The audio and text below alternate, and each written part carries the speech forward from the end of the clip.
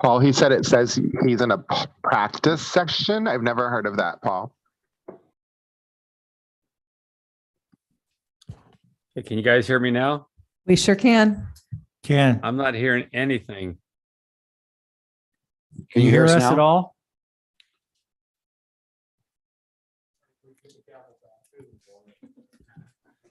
Mr. Mayor, you may want to check your speaker settings. Give me a second. I'm gonna have to call in. If you can hear me. Yeah, we can. He can't hear us.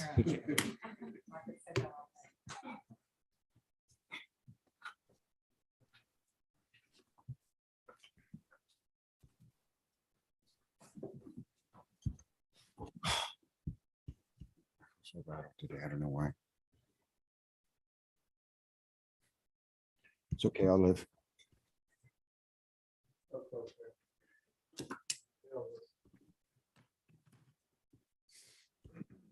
Actually, I'm going to take notes first. Next time.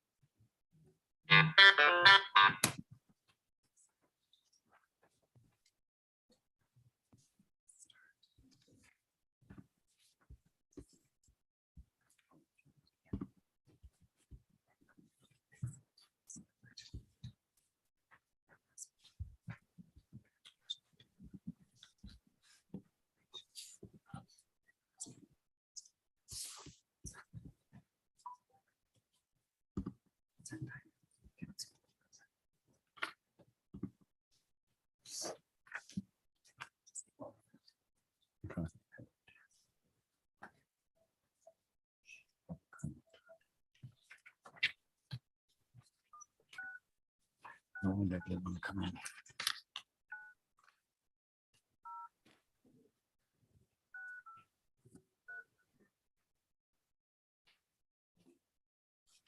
Welcome to Zoom. Enter your meeting ID followed by pound.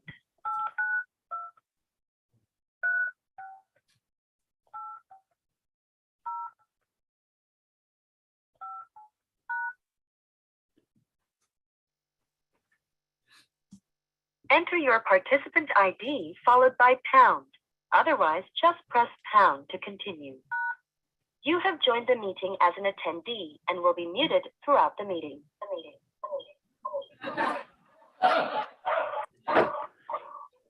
The host would like you to unmute your microphone. You can press *6 to unmute. You are unmuted. You are muted. Mary, you need to mute your computer. Yeah, I'm trying to get control of it now. Sorry here. I don't know why it's not working. Mute your computer one. Yep, there you go.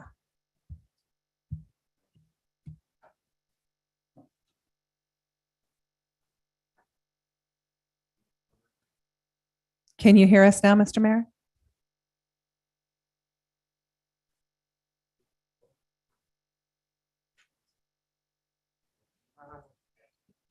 Can you move him as a panelist?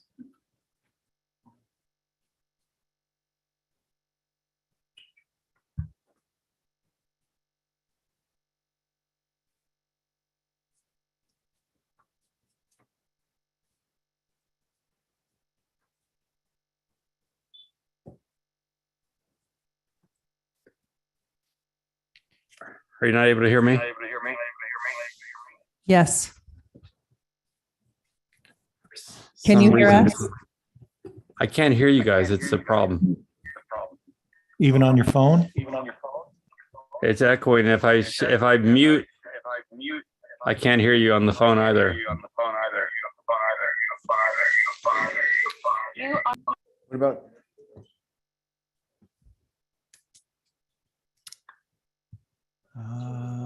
Don't know what to do here. Attorney?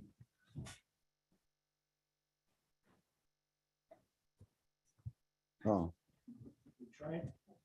Try to unmute your phone and leave your computer muted.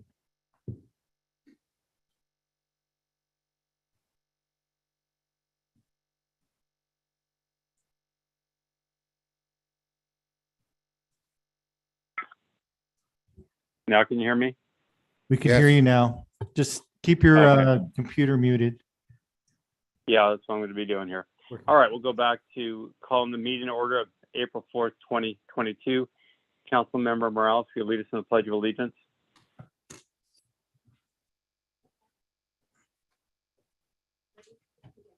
I pledge allegiance to the flag of the United States of America and to the republic which stands one nation under God, indivisible, with liberty and justice for all. Thank you very much. We'll go to roll call, please.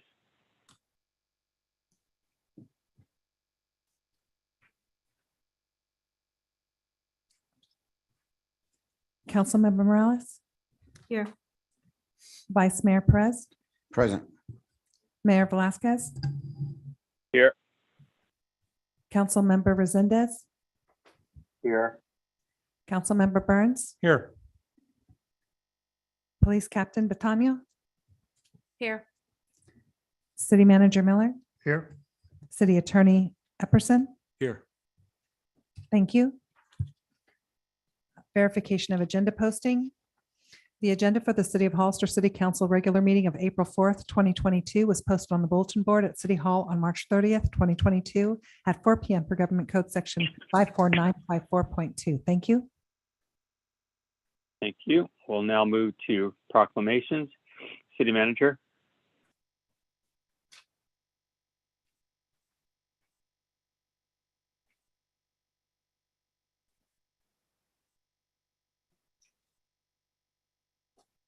Christine, do you have the proclamation over there? Or, no. Yeah. I'll have Rick do it. Or sorry, Vice Mayor Perez.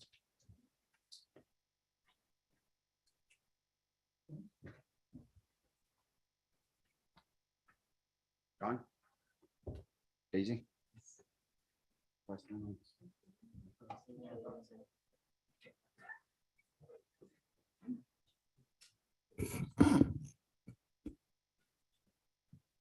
You guys line up this way.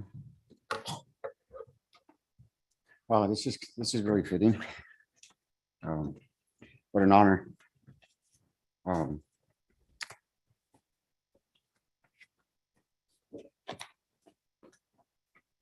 So the proclamation of the City of Hollister 150th anniversary, April 2022. Whereas it is fitting that we should join in expression of our pride and our appreciation for the many civic and economic benefits that our community has enjoyed over the past 150 years because of the growth, prosperity of our city. Now, therefore, I, on behalf of Ignacio Rick Perez, Vice Mayor, on behalf of Mayor Ignacio Velazquez, do hereby proclaim the year 2020 as the City of Hollister's 150th anniversary. This is for you, for the Historical Society, and this is for the city.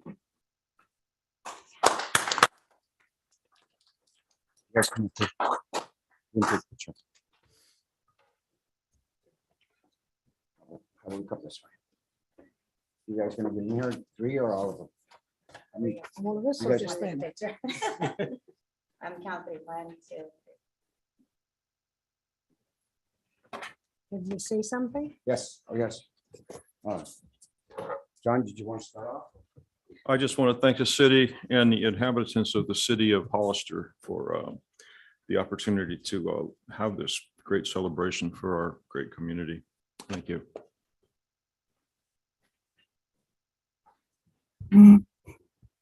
This is Ruth Erickson.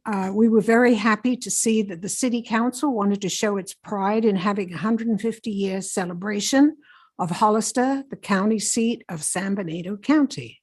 Many local people, along with new residents, will be able to enjoy the history of their city. If Colonel Hollister was alive today, he would be proud of how the city bearing his name has prospered and grown. I hope all of our local politicians participate to show their pride in representing the city that they call home. Thank you.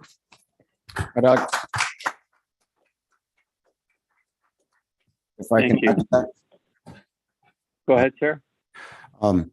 Personally, I'd like to thank John, because I think he was the whole committee for this whole endeavor that you guys have taken on, and it's going to be an awesome event to happen to commemorate our 150th anniversary.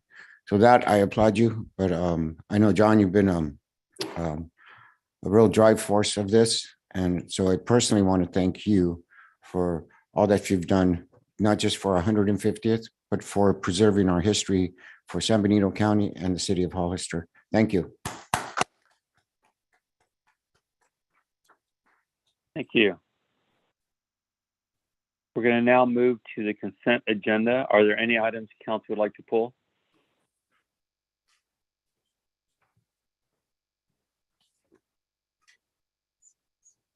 Do we have any from the public? I'd like to pull Go ahead. the warrant register.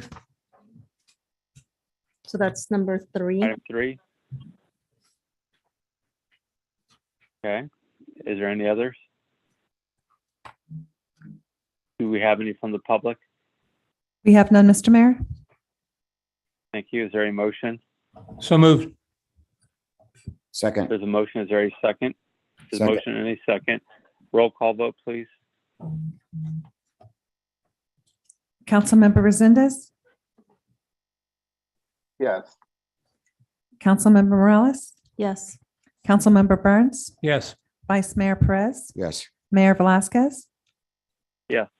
Motion carries unanimously. We'll move now to item A3. So Go ahead, Ms. Morales. thank you. I just want a very friendly reminder about the warrant registry. I think I've been on council for December, January, February, March. I'm going on my 4th month, and this is one of my asks. It is imperative that we have a detailed description, a summary of the expenditures, where they go, so that there's proper reconciliation, and that as policy makers, that we have a true understanding of where we are in terms of our finances and how we can move forward. And I'm going to continue to pull this item until those summaries are put in here. Understandable. Okay, any speaker cards? I have no speakers, Mr. Mayor. Is there a motion? Move to adopt. Second. Motion and second. Roll call vote, please. May I clarify if that was Vice Mayor or is it? Okay. Councilmember Resendez, Yes.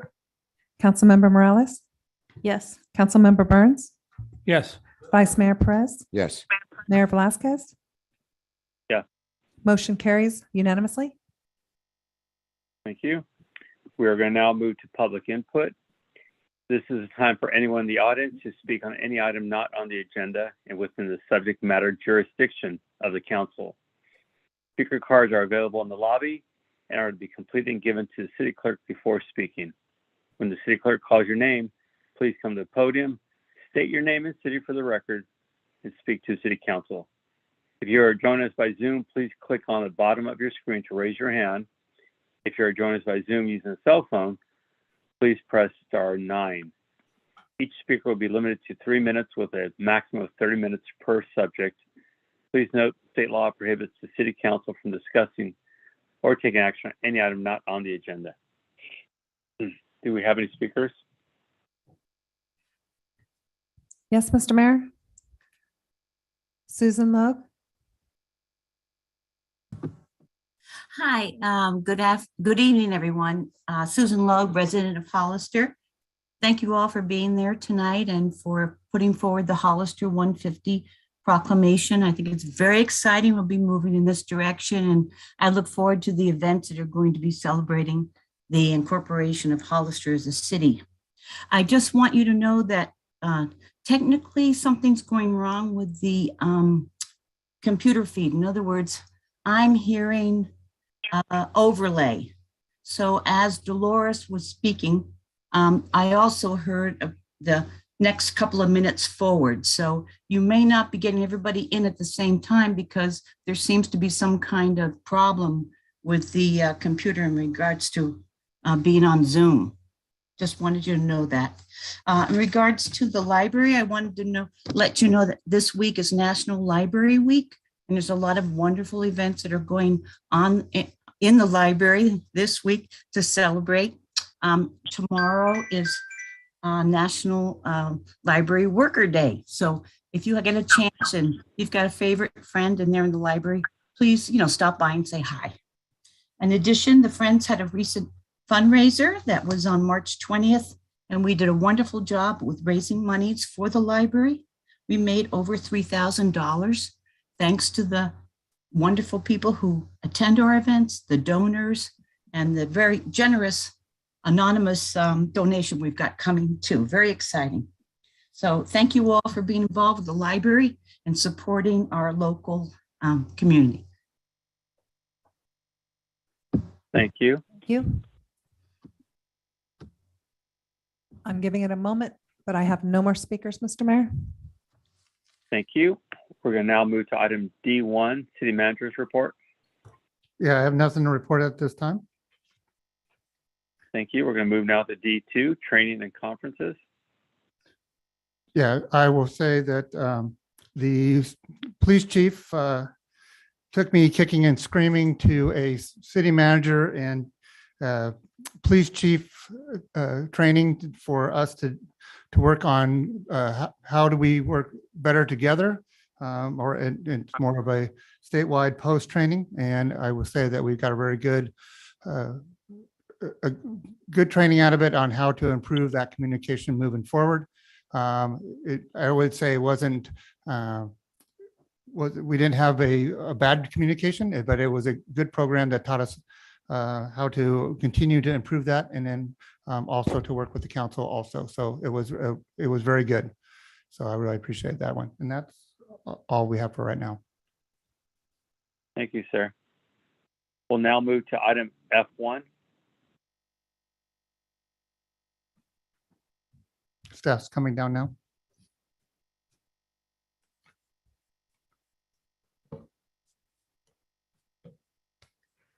Good evening, Mayor and City Council.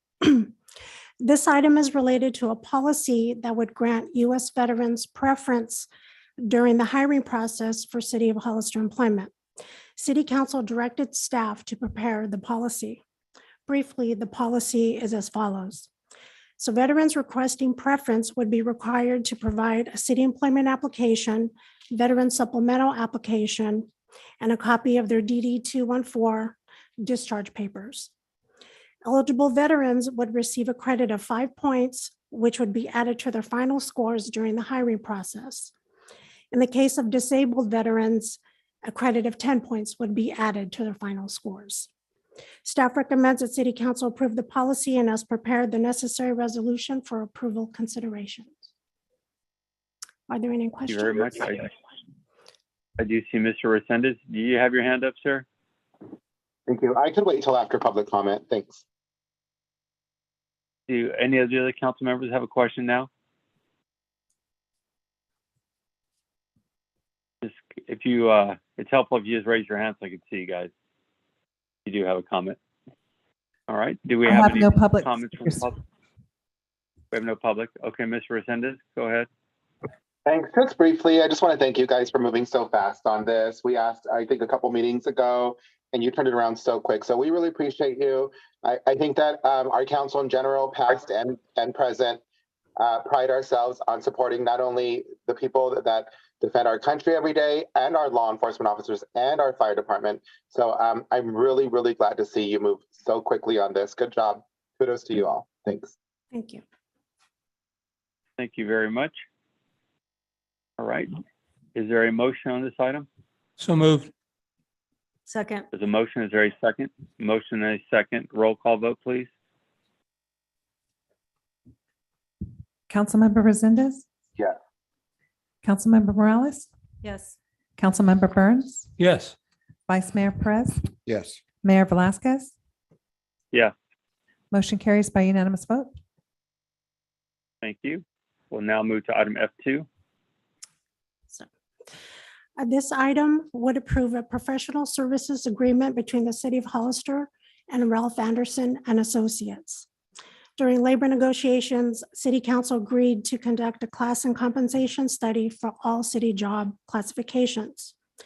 The city sent an RFP to 5 consult firms and received 1 responsive proposal from Ralph Anderson and Associates. Ralph Anderson Associates has experience and resources to perform the work requested from the city in a timely fashion. The proposed base cost to perform the work is $32,800, and anticipated timeline is about 6 weeks to finish the work. Staff estimates the total cost of the work to be approximately $37,000.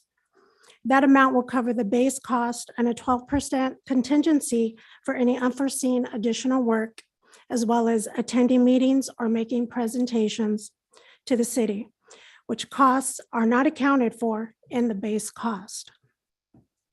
Staff recommends the City of Hollister City Council adopt a resolution approving the professional service agreement with Ralph Anderson and Associates and authorizes the city manager to execute the agreement on behalf of the City of Hollister.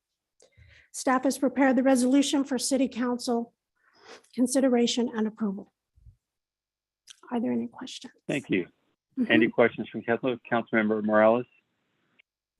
Thank you. Can you talk a little bit about the jurisdictions that will be used in terms of size, and then how usually when you're looking at comparisons, there's always, I don't want to say mistake, but when they do the comparisons, they look at base versus any of the roll-up costs, including co-pays and any other supplemental pay. So can you talk a little bit about like the methodology in which the company will use, or the instructions that will be provided? Because we want to make sure that if there is a contract moving forward, that the way that the study is going to, or the comparison will be done is done through the appropriate jurisdiction in terms of size and growth and everything else, plus the appropriate job specifications or classifications, and then how the compensation is compared is adequately compared. And because there's different formulas, different contracts, and there's a lot of supplemental pay associated, we also want to make sure that that's included. Yeah, that's normally included in it. They're going to look at a total class and compensation. So they're going to look at the city as a whole. I don't have the listing of the jurisdictions they'll be using, but it was included in my staff report, their actual proposal. So it does have a breakdown of all those different agencies that are going to be included. I know you are concerned about additional pays and so forth, and they do roll all that up, and they include that in the study and analysis. And then is this item going to be brought back to council for review, and any supplemental information in case something was missed or wasn't done appropriately? Yeah, there is an additional item for appropriation, supplemental appropriation, which is the next item. So yes. Thank you. Thank you. Councilmember Resendez. Thank you. I do see some of the questions asked by the councilwoman in the actual staff report of the proposal. I'm just wondering, is the vendor online for this conversation? Maybe we can ask get more clarity from them. Is the vendor here tonight? No, unfortunately, they are not.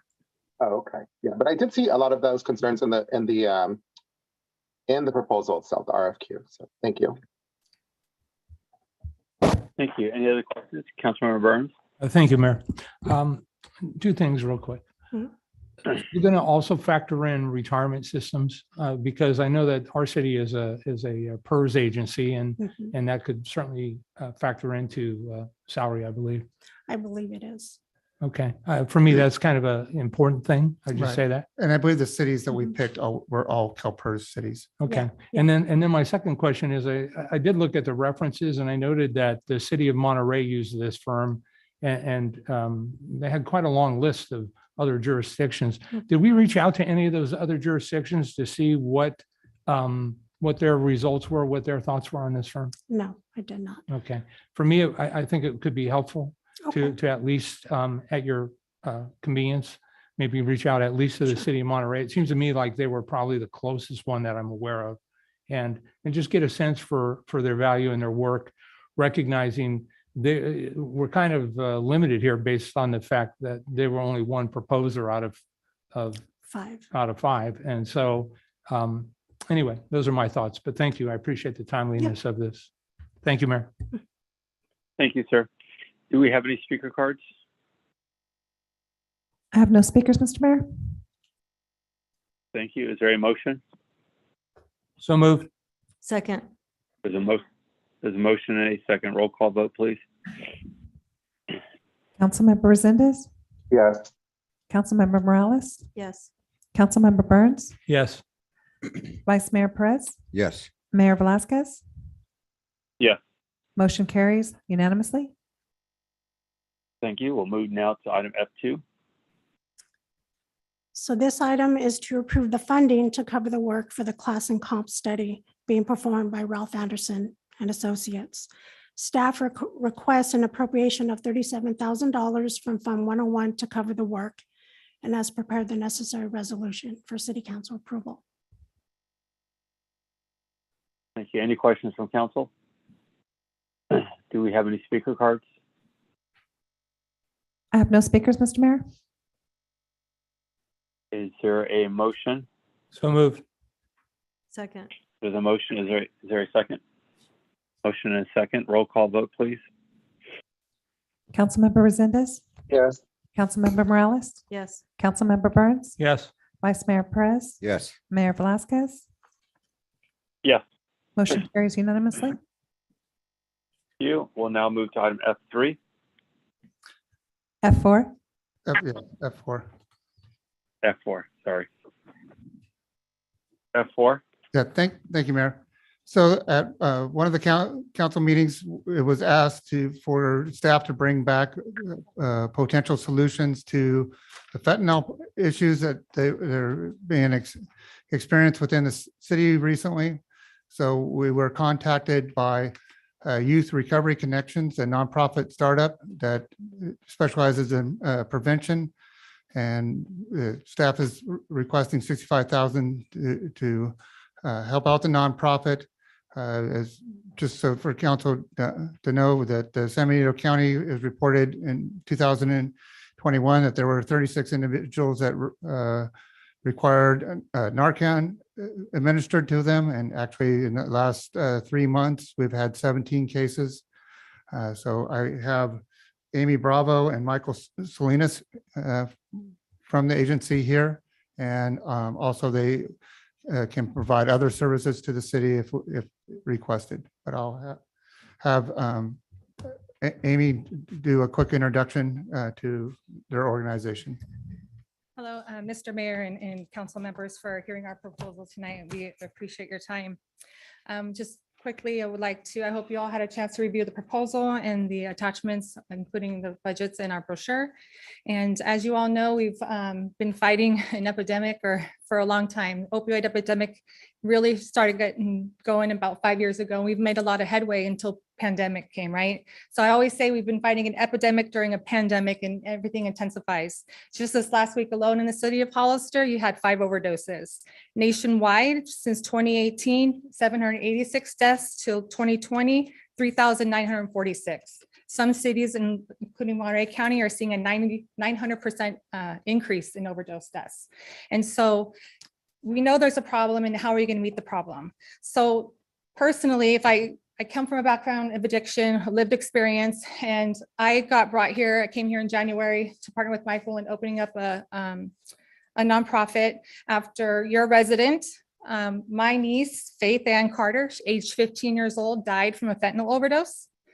And it touched my heart that rural counties don't have the services that you need to treat the youth, and not just drug treatment, but prevention and mental health. My niece was involved in the mental health system, and in our attempt to bring prevention to San Benito County is to be bridge builders, bridge the gaps between what's happening at the school and stakeholders so that we can collectively treat the youth and their families in a way that we can improve outcomes here in the community. So Any then, questions? oh, sorry. Go ahead, sir. So as Amy mentioned, we decided to embark on this mission. It's been about 6 months now, and I think we all have come from a history with substance use or mental health, and this kind of stuff touches our heart. I definitely have a passion for what I do. And I think what's going to make us a little bit different than everybody else. We're actually going to hit the ground running, and we're going to meet these clients where they're at, right? And a lot of times, you hear that you're going to meet a client where they're at, but I'm talking about really meeting where they're at. If we have to go to the creeks, we're going to meet them there. If we have to go to the hospitals, we're going to meet them there. Wherever it is that we're needed at that time, that's where we want to be. We want to have a 24-hour shift per se, and have somebody on call 24 hours a day where they can actually meet this client where they're at. I think it's important, because if we don't catch them at that moment, then we're not going to catch them at all. We can't wait for them to come to us, because that may never happen. I worked in around a population that was, a lot of drug substance use. And I actually went to their neighborhood, and I did a meeting in their neighborhood. And one of them came to me and told me, you know what, Michael, if you would have never came to us, we would have never came to you. That speaks volumes to me, right? So that tells me that, we need to get out there. We need to make this stuff happen, because again, if we don't, then who is, right? And I think, just based on, what's been happening here in San Benito County, it's huge. It is a small county, and for the number of patients, I say, or individuals that have been overdosing, I mean, that's a large amount of people, and now it's hitting the younger population. I just had a client of mine that was a client of mine. He actually said a fifth grader actually went up to him and asked him for some pills. Right. So now we're talking about elementary school, guys. Like, it's real. It's here. And that's kind of been my fight since I've been here. It's kind of like, we need to be aware of this, because it's real and it's killing our kids. Thank you. Councilmember Resendez. Thank you. And thank you for your presentation. I appreciate you coming out here and submitting your proposal. And I'm very sorry to hear about your niece. My sincere condolences to you and your family. I do have some questions and some concerns. I'm just wondering, you guys are relatively new from what I've seen, and I'm just wondering what experience, if any, do you have in addressing the fentanyl? Is it I'm sorry, what's the proper terminology for that? Fentanyl, let's just call it a crisis, I would say. What experience do you have here in our community addressing fentanyl issues? So my career in substance abuse started in Monterey County. I was the executive director of Valley Health Associates. It's a opioid treatment program, treating those adults and youth who struggle or diagnosed with a substance use disorder. During my time there, I've launched several programs, including an outpatient, a mobile clinic, in which we partnered with behavioral health. We brought medication-assisted treatment out here. So I've been part of San Benito County's behavioral health and substance abuse programs for about 5 years. I was recently recruited out here, and then decided to venture out into my own nonprofit after the passing of my niece. And knowing that being here and working here and with the partners and the stakeholders, know firsthand that we need to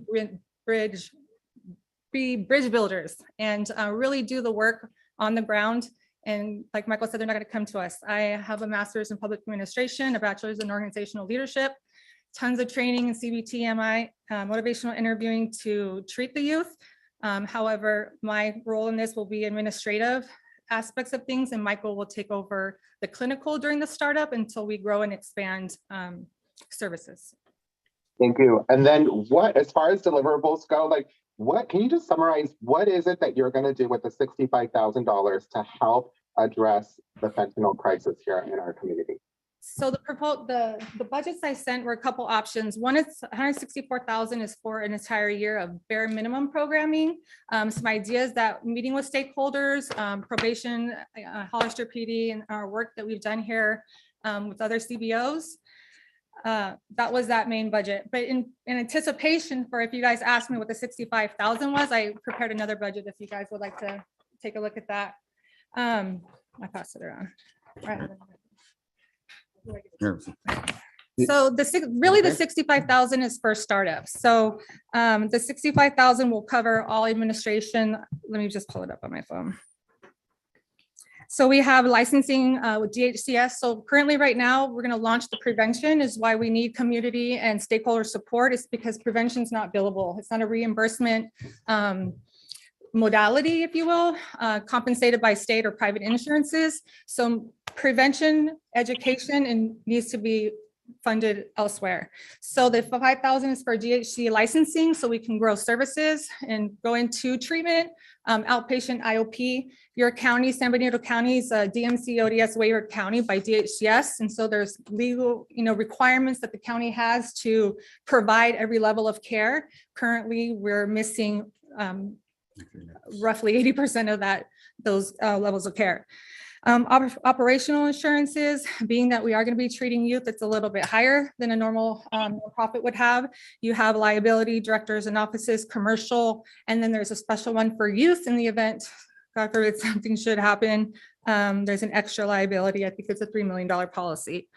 Print materials, everything from utilities, financial equipment, office supplies, everything you need for a legal review. A big part of the legal review team is policies, procedures, manuals, HR, making sure that we're in legal HR, California state law, and that we're not doing anything illegal in running our business. And then subscriptions, QuickBooks, financing, those kind of SAMS.gov, those federal agencies as a provider we need to be part of. Thank you. So it sounds like to me, from what you just told me, that the monies is going to be used to help you guys start up and get a lot of things in that you need administratively in order to start up. Is that correct in my assumption? Correct. Okay. Thank you so much for answering my questions. I appreciate you again being here. I've got a couple more comments, but I'll wait till we hear from public comment. Thanks. Thank you. Mr. Burns. Thank you, Mayor. So I too have some questions. Mr. Resendez asked a couple of them in a roundabout way. So where are you physically located currently? Currently, we have, we're waiting on the building for Epicenter to have office space there. We have the business registered out of our home as a home business. We have an addition to the house that's lobby, private entrance, counseling room. So it's there for now until we find something else. But remember, preventions and outreach, they're not coming to us. That's just for the formality. We want to meet them where they're at. Sure, and I appreciate that very much. I noticed in this budget that you gave us a breakdown, I didn't see anything, at least in a quick read, that talks about rent. And I didn't see anything that talks about paying yourselves. Are you just going to do this for free or? So Michael and I, go ahead. So I think, well, this was kind of just for the startup cost, right? Becoming a new fiscal year, we have actually applied for several grants, and we expect that money to come through the new fiscal year. So when that happens, then we're going to go ahead and be able to pay ourselves. This primarily is going to be for what we're going to need to start the program. So when we are able to get that license in a few months, given the time, then we're going to hit the pavement running. Okay, yeah, you answered. One of my questions was, is this funding seed money? Sounds like that would be a yes. Yes. And if you originally wanted, I don't know if wanted is the right word, but your initial forecast was, I think you said 164,000. What's the difference between this and that minus $100,000? What's that $100,000? What are we not getting for the $100,000 we're not paying? We're not getting paychecks. Everything that we've done has been on a volunteer basis on our own time. We've put a lot of work into it. And so, I mean, for me, I know Michael, it's more of a passion to be here and know that it'll come. But so that's what's missing is our. So what's that missing is actually myself to be out there, doing the work, of course, and then a peer specialist, right? A peer specialist is something that's needed in the modality. It's another modality of treatment that's needed. That's not here. Again, when you look at the ODS waiver, that's something that's actually should be implemented, and we don't have it here. Being that I actually have started a youth program in the past. So I think she forgot to mention that we started a youth program in Monterey County, and a sustainable program till today. So with that, we had all these different modalities of treatment, and what a peer specialist does is he actually does a continuum of care. So instead of kind of letting the patient out of treatment and just saying, okay, well, you're done. That's not how it's supposed to work. The way it's supposed to work is there's another component to it, it's called recovery services, and that person can stay in that for 10 to 20 years if they like. Okay, so as you roll this out, is this gonna be a full-time job, career for you, or are you gonna work doing something to sustain yourself? So I think right now, of course, we have to have a full-time job, right? I mean, that's a given. I get it. However, once this happens and, once we get the funding that we're expecting, then it's going to become a full-time job. Absolutely. There's not going to be any room for any other job. I So, think yeah. initially, being Michael's clinical, he needs to be the one that's out, meeting people, stakeholder relationships, building it up. And I can do the admin. I mean, that's what I'm comfortable with that. I can do it until he's up and going, and then gradually on board as the need arises. Okay. But yes, that would be the idea, is to do what we were doing there here in a capacity, but we're going to have to grow that. So since you have a plan and you're asking for $100,000 less, how are you going to bridge that gap between what you need and what you're willing to ask for? Do you have any other funding streams, any other mechanisms? I think I heard you say something about grants. Well, we submitted 3 grants, so that's waiting. But as you all know, you can't depend on grants. But there are 2 partners specifically. We have several partner MOUs, contracts in negotiation. Once we, get the admin part of, and so they're super excited to be part of it. But I don't. One of them is Youth Alliance. They just got a grant for opioid money. Michael's been working with Youth Alliance to partner and bring training and education to the high schools. And then another potential partner is Juvenile Justice, been working with Chief Frontella and coming up with an agreement of how we can use the boots on the ground model in probation. Michael's worked with probation and alternative ed here already. So we've already doing the work, just at a different capacity. So Juvenile Justice and is excited to have Michael part of that as well. And then as the money start coming in is when we'll start bringing in more staff. We anticipate it's going to be more than a 2-3 person job, that will really have a counselor at each school throughout the county. Okay. So do you guys actually have a formal business plan that we could gain access to, or? The strategic plan, so we have, not a formalized one. We've been working with our board of directors. We have a healthy board of directors that's very involved. And then we're working with a consultant that's donated her time from a multi-billion-dollar place in Vegas.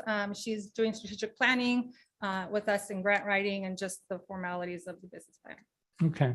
So if I thought I think I heard you correctly, no percent of this initial $65,000, if the council votes to approve it, would be used for administrative costs whatsoever. Is that correct? For Yes. employee, that's correct. Okay. Let me just, the only thing, I even took out the health and benefits, I believe, from this one. Yeah, I took out everything that would be going towards an employed staff member. Okay. Council member Resendez hit on this, but I maybe I wasn't paying close enough attention. But how are you guys going to measure your success of the program? What are your performance metrics measures, and how are you going to determine, in my mind, if you save one life, you've been successful? Yeah, absolutely. Yeah, So we're actually going to keep stats, and and that's something that we would like to do is maybe come back in a few months, after we're up and running, just to show what we've done and what we've accomplished. I mean, I think that's super important, especially for a funder. So that's our plan from the beginning is to keep stats. And additionally, we've been part of the opioid task force. They're one of our partners as well here in San Benito County. And they're working with us in their data collection and using their software to report out on the opioid task force website. So public health has been working, has agreed to work with us in continuing data collection. Okay, that's kind of a nice segue into my next question. Can you define for me what your relationships are currently with our police department, our sheriff's office, the courts, parole, and probation? So probation, we've been in talks with probation. We've had a couple of Zoom meetings already where, there was a mention of possible partnership. I've actually spoken to the school, like Amy mentioned, I was been working at the continuation school. So I built a pretty good relationship with the principals there and teachers there and stuff like that. And opioid task force is another one.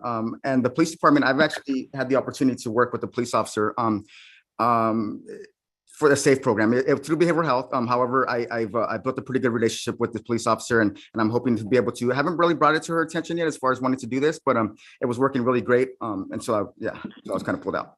So the program deliverables are based on our meetings with stakeholders and providers of how, what in their opinion, how could we best serve them? Remember, this is a startup, so it's pretty flexible to meet the community's needs.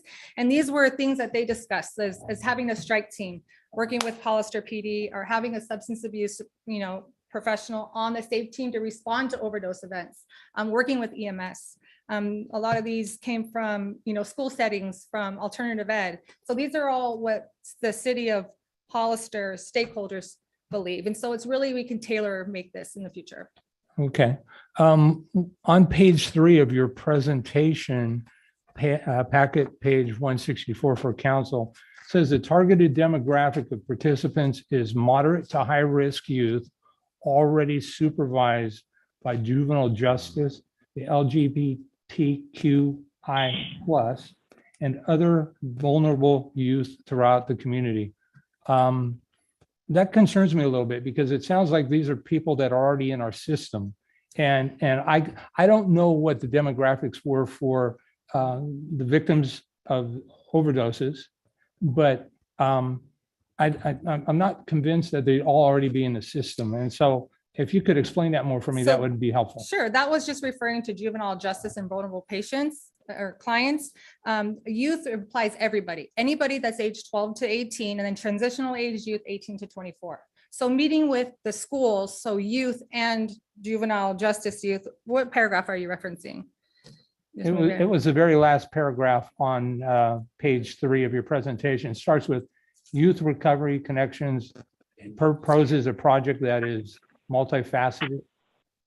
Right. So maybe it's just worded, that wasn't our intention. The intention is when working with juvenile justice and vulnerable youth, those would be the way we would identify them. Non-juvenile justice or vulnerable youth, we could identify them as high risk or soon or at risk for being high risk, if you will, based on the community or based on the school. Alternative ed, if they have possessions on campus, under the influence on campus, is our first time offender. Like a lot of these are happening, and so there would be a referral base for that. So I think the most important thing here is just the collaboration. I think that's what's kind of this means a little bit more is the collaboration between ourselves and the police department and everybody else that's, behavioral health and everybody else that's kind of treating these patients as they are, right?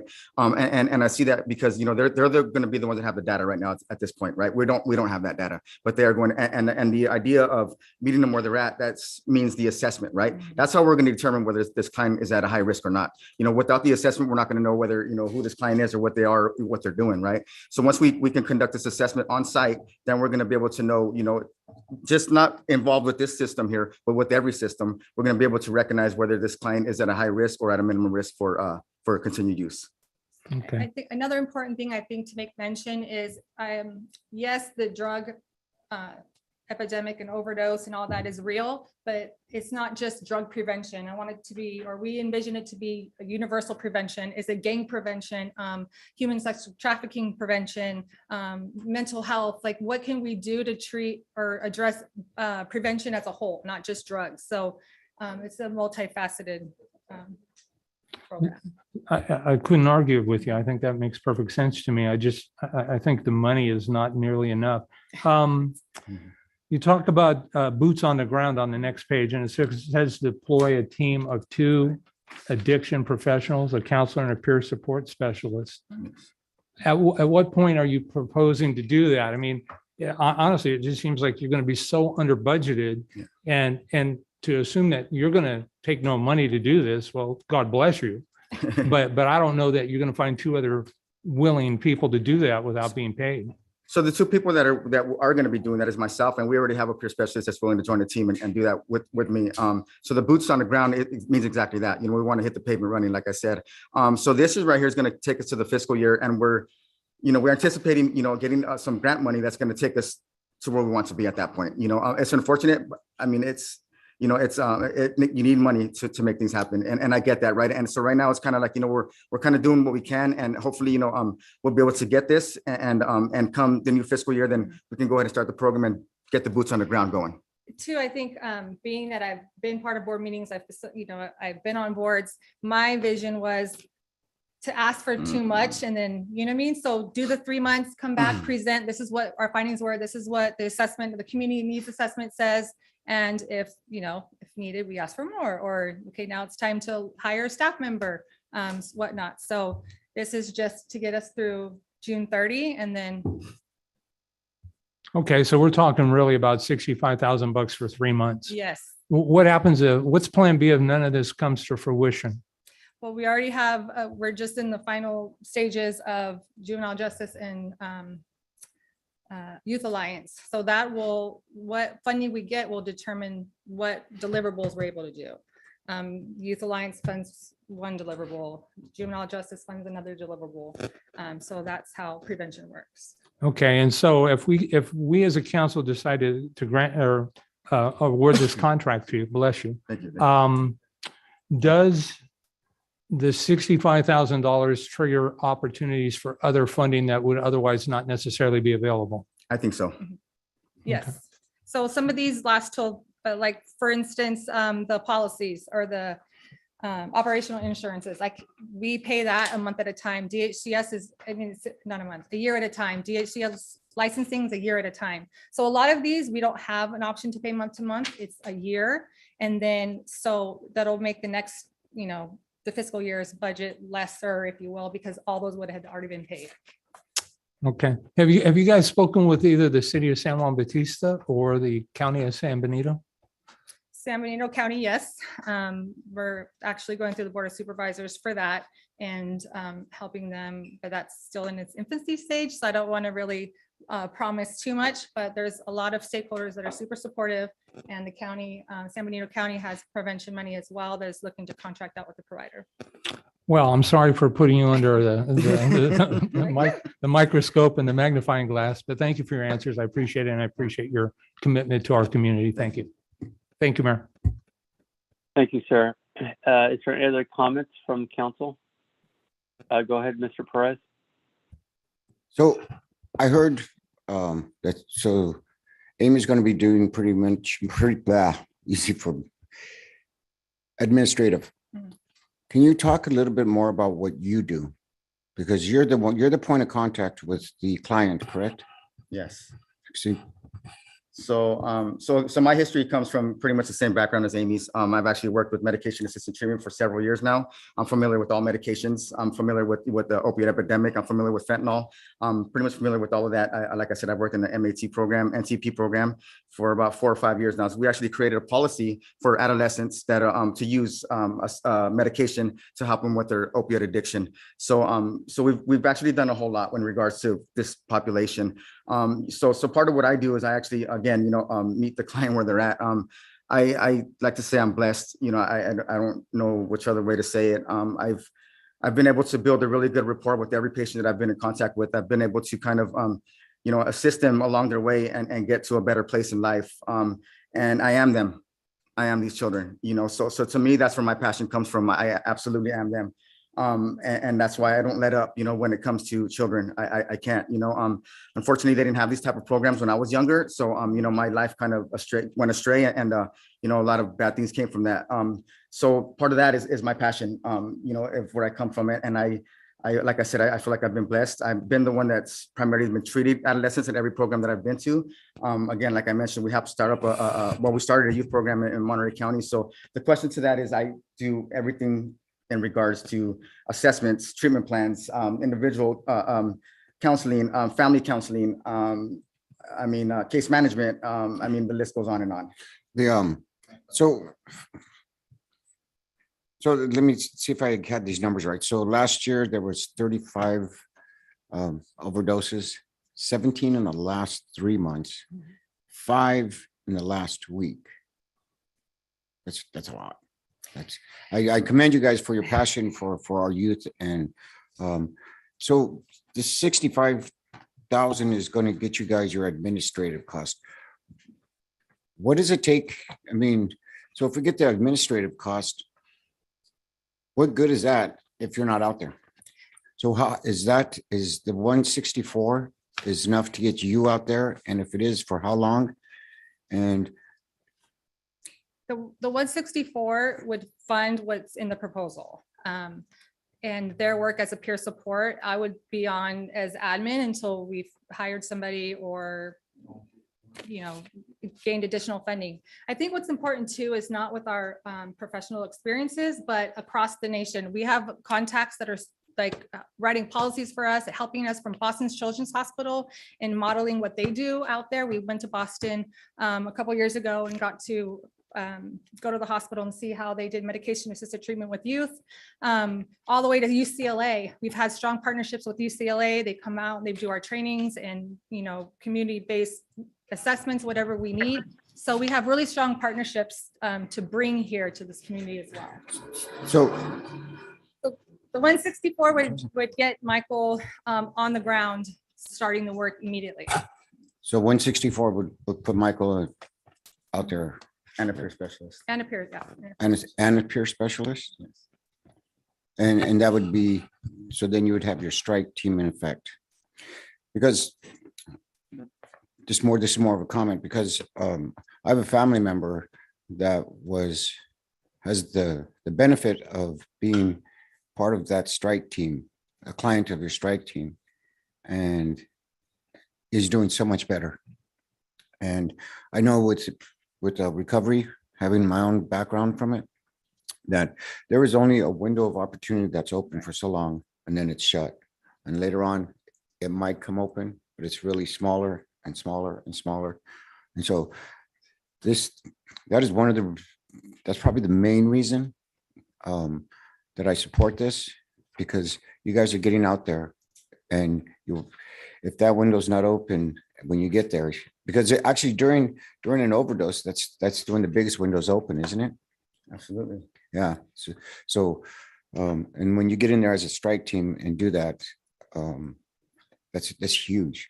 I mean, that's so huge. And so I applaud you for that. I support this.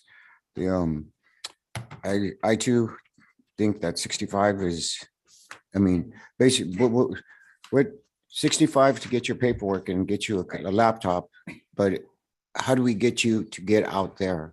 And if 164 is the number, I think we strongly should think about that, raising that number up. What other questions did I have? Earlier, you said something about IOP. You said a lot of acronyms. Sorry. Go ahead, Michael. You can talk about. So it's intensive outpatient. Again, like, you know, if we're talking about the ODS waiver, this is kind of the modalities of treatment that we need to have in the county in order to, you know, to obligate this waiver, right? So and one of them is the intensive outpatient. So if this was the perfect world, it kind of goes in steps. The tool that we use is called an assessment, an ASAM assessment, American Society of Addiction Medicine. With this assessment, what we do is we kind of evaluate and find out where they're at, right? The severity of their mental health or substance use. So that depends on, again, different modalities of treatment. You have a 3.5, which is a medical residential for those that are kind of suffering with the dual diagnosis, mental health and substance use. You have a 3.1, which is a residential program. You have a 2.1, which is an intensive outpatient. You have a level 1, which is an outpatient, and then you have recovery services. That's kind of the step down. That's how this works. So if we have a patient that's coming in, we do this assessment, and that's where we determine, you know, where their needs are going to be and where they need to be met. Last question. Can you speak to your experience with working with the high school?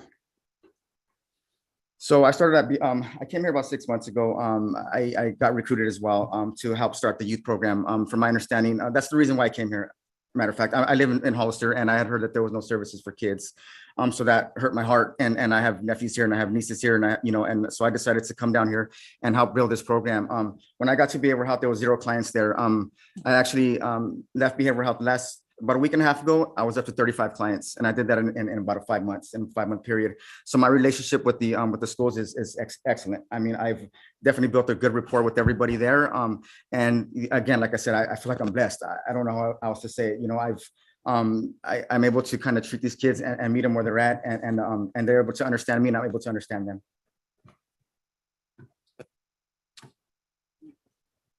Thank you. Thank you. Any other questions from council? Yes. Go ahead. So I wanted to just, so first of all, I want to say thank you for coming. Thank you for providing a solution. I'm going to speak to process, strategy, solution, partnerships, and then future funding, because this isn't only the city of Hollister's issue. It's going to be a collaborative issue. It's going to have to be a community solution.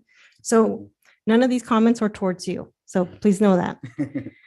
So first, thank you, Brett, for bringing the solution forward. Really appreciate it. I think in the future, what I like to see is an assessment of like our county and not necessarily the county, but more the city of Hollister, because that's what we were looking for. And I know it's not limited to the city of Hollister, but our funds are for the city of Hollister. So in the future, I'd like to see kind of an assessment of who's providing services, who are the stakeholders, what are some other solutions, what are the evidence-based practices, what is currently in place, this opioid task force, who are the members, what are some of the recommendations that they brought forward. I'd like to also get input from fire and from police because they're our first responders and they're the ones that are at the scene and they're seeing in terms of the support, whether they want to be able to work with someone, if they have input in terms of who they want to work with, who they're calling right now. What are the gaps? Like in certain jurisdictions, we know like in probation, when they're released, we know that the first 30 days are essential. Same thing with substance abuse. We know that there's these windows that we have time. And so in order to be able to provide not only the funding, but the infrastructure support that is needed in order to actually make sure that you're successful and that we're successful. Second, it would have been great to see your proposed outline in terms of just, are we paying for administrative costs and no services or services equals this, and then this is what we're getting.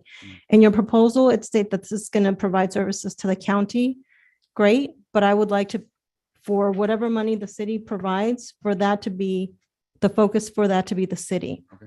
And in particular, focus and collaboration to be with the fire department and our police department and potentially our Parks and Recs department, because I'm pretty sure they're also a stakeholder in this. I think in addition, thank you for sharing your partnerships, whether it's you or whether it's our city manager or your new city city manager assistant position. Assistant city manager. $42 billion have just been released, and this is as of March 28th of 2022. So there's $42.5 billion that were going to be allocated. The agencies are going to be ONDCP.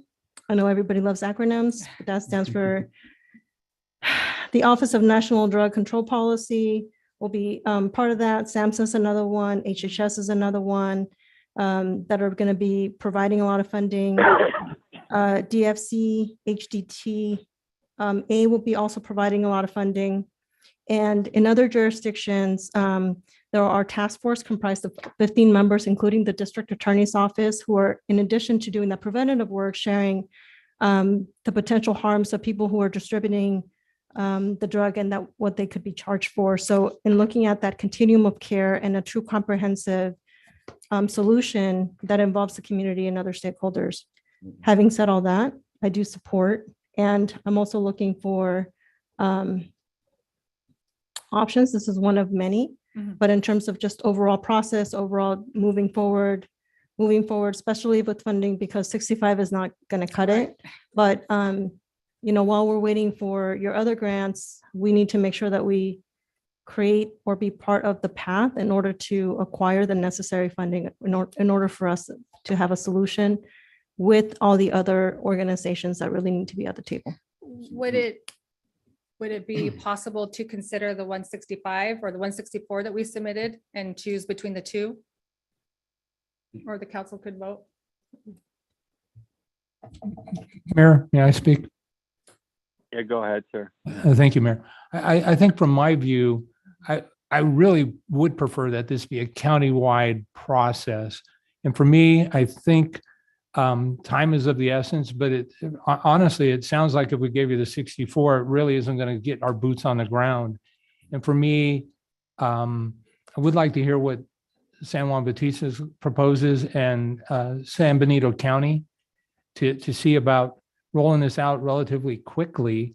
But you know, I'm kind of struggling with that because, again, I recognize, you know, it's urgent. And so yeah, so San Benito County, I think they're waiting for the new directors to come in before they can make any decisions on expenditures. That's my impression, and the Board of Supervisors is going to step in. But yes, I will take that to our planning committee. thank you. Thank you, Mayor. Thank you, sir. I do have a couple comments and questions. As you pointed out, you're aware there is a task force currently to address this issues that are happening in our community. And as you know, it's going through behavioral health and health and human services. And really, this type of a program has to go through those agencies first, because the county is the arm of the state. The funding is coming through them specifically for these types of programs where they can monitor what's going on, the success, the measurables. And really the first step is building that partnership with behavioral health, being involved in their task force, and then working from that point to see how, or if another program is needed and how they work together, because it is extremely difficult, if not impossible, for the city to try to track a program like this to measure its success. You're a new group, and great, you're doing it, but you really have to be using the tools that are out there right now. I know because I kept informed about these different programs that are going on, and that is where it starts, because through those groups they're going to identify different areas. For example, quite a few of those overdoses are from the homeless community that we've been trying to get into some type of treatment into the shelter, but many of those have refused, and I do know several of those people that actually had overdose recently. So the starting point would be through the county, because again, that is the agency, the arm of the state. That's the funding is coming through those channels. It's difficult for a city to just take money from the general fund to try to start programs and not be able to monitor their success or their failures. And it would be almost irresponsible of us to try to do something like that without a proven track record first. So I would say, again, I would point you back to behavioral health, join that task force that is already out there to again, build that partnership. And then you can work with some of the other groups that can also provide grant funding from some of their sources for the youth.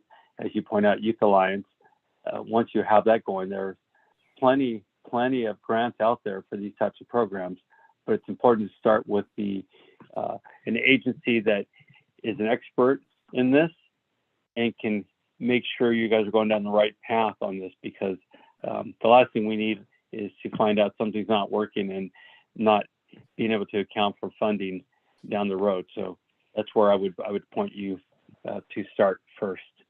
Thank you. Do we have any speaker cards? Yes, Mr. Mayor. Savan Casada.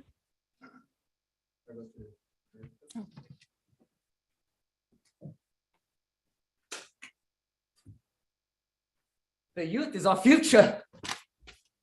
Why should we even question the idea of a budget? 65,000. We act like we're giving them millions. What ideas does a youth need?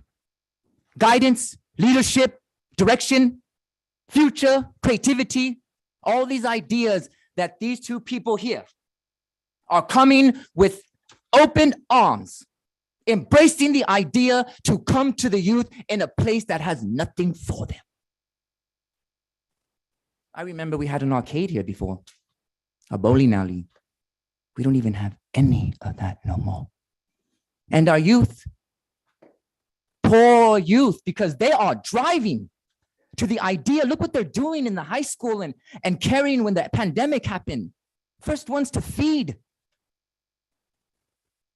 They are awesome, and what are we doing for them? We have an empty building like Kmart. We have a youth, come on. Look at Mars Hill. How long has that building been empty when the Youth Alliance is in a corner and looks like a welfare office? Don't youth need windows? What's the idea? The Youth Alliance should be the #1 idea when it comes to our future, because they're the youth, the one matter that is important, just like we all are right here. I'm so excited to be here right now I almost didn't, I could see though, but I want to say really, really from my heart, thank you so much. Makes me want to say hallelujah, because you are here, you're present, and you're doing it. And every matter that matters, believe me, once you get your boots suited, others will come and cash out because our youth needs it. And there's other people here that have children and they want that too. And ain't nothing bringing more to their heart than helping out their child. Rest assured. Some parents go full length for them. It's such an honor to be here today, to have people like you that are representing to have our youth go to future. Because look at the kind of billboards we put in Hollister. Fentanyl. Do we really need to put fentanyl in the matters of when you're coming into our city? Why can't we put the word brave or bold or brilliance? Why fentanyl? It's killing our youth. Even if it kills one, that's too many. Because we all matter just like they do, but they're the most because they're our future. Oh yeah, Roland, can you stop going by my friend's house and taking pictures of me? I thought that was really rude of you. That's your council member too.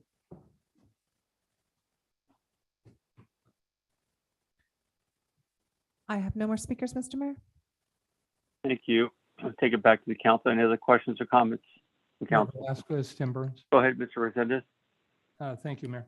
I heard what you said, Mayor, and I agree to a certain extent, but if there are already county programs, then I, just based on the numbers, I would have to say as a layperson, it appears like they're failing.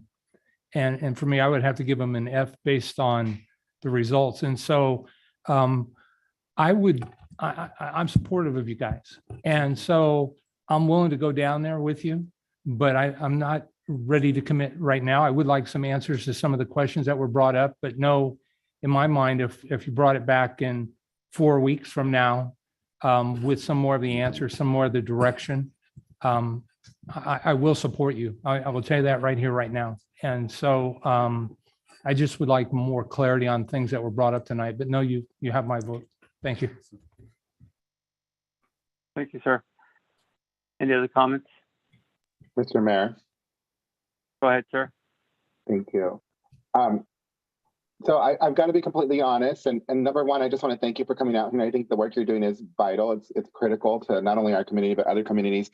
I don't think that it's in the city's best interest to spend public dollars to help start up nonprofits. I'll be honest. We've done this in the past before, and it led to a number of issues. And I thought we took a position to not do that. So I was surprised to see this up here, but I'm glad that you did come up here. I'm glad that I did learn about it more, but I do have a lot of concerns about this not necessarily addressing the fentanyl crisis as we were talking about. It seems like this is to start up a nonprofit to do the work, but I would like for you guys to go out there, be successful. And meanwhile, I would ask the city manager to look for something that's specifically addressing the needs of our community of an agency or nonprofit that specifically deals with fentanyl. So again, it's nothing personal against you guys. I do have a lot of reservations about spending $65,000 of the public funds on starting up a nonprofit. That's my only concern. And yeah, I'll just leave it at that. Thank you again for coming out here, but I cannot support this. I have a comment. Thank you, sir. Mr. Perez. 5 fentanyl overdoses in this last week. Those are the ones that are recorded through the police department, through the fire department, through the emergency room at the hospital. Could you imagine how many are not being reported? You know, mental health department. Wow. When being a single father, that was our sole source, my sole source in previous years when my son was a minor. And an F grade, that's being generous. Recently, so that was years ago, 4 years ago, 3 years ago. and having other family members that are in that system, it took them 6 weeks to get an assessment. Not to get medication, not to get treatment. 6 weeks. If you go, I've taken a neighbor in crisis mode, and unless they were going to claim that they were suicidal, they were going to give them an appointment for 4 weeks out. So when we talk about our county mental health department, I have addressed the county board of supervisors. I have addressed the mental health department slash SUD, substance abuse department. I know that acronym. And you know what? They're doing the best they can. It's been a system that's been not working effectively for many years. And if people were, I'm involved with people. I talk to people. I talk to my neighbors. I talk to my neighbors' neighbors and their cousins. And this is not a rare occasion that my son has been treated this way. I'm just going to be totally honest. Okay, so my son was back. He was on he has an ADD.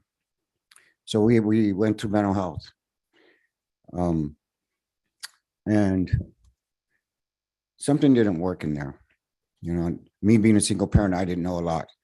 And having to juggle life, making the bacon, come home, cook it, do all that stuff. You know, hindsight's always 20/20. And now that I have a better view and a better way of expressing my concerns for my son, who is an adult now, you know what? For my son to go in there looking for help, and because of a rapid response person responding on a Friday night at 9:30 until 12, which mental health does not do that. Our mental health, it's you come back next week. Yeah, you know, that's like calling suicide hotline and say, no, please hold. It's like, that doesn't work. You know, they do their best, and they're and what they do, they're good at, but they're missing. I guess I have just a better view because I've been through it. My sons have been through it, and I have a better view that window of opportunity is huge. And so these services that we would like to think that our San Benito County Mental Health Department slash SUD is addressing these issues. To some aspect, yes, but to the strike team, to the being open 24/7 for emergency calls, they're not there. You don't see a lot of fentanyl overdoses between 8 and 5. You know, you can't control the hours of an overdose. And you know what? Usually they come on the weekends, party times. You know, that's that. What about the ones that are in the room alone trying to commit suicide or something, and they need to go call somebody or be with somebody? It's not just about fentanyl. It's about being there for the youth. I'm not being rude, but Rick, if you've been through this, just jump on. So saving it, it's my turn though. Okay, so with that, you know what? 5 overdoses. Can you guys hear me? 5 overdoses in this last week, and you guys want to push it out for a month? Me, if 164 is going to get you on the boots tomorrow, as soon as you get the check, I'm totally in support for that. Because if we can save one life, I mean, because from my understanding, the 65, it only gets you the licensing and a piece of pad and a paper, or a pencil and pad. And you know, and then you're going to be doing this on your time off of work. We're going to be burning you out. With that, it's like the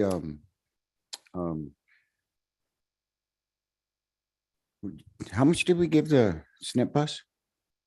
54, 52. Around that 54, I believe. And you know what? That's a great cause, because you know what? I'm not a cat person. You know, I'm a dog person, but you know what? It's a need that to keep the feral cats down, the population down.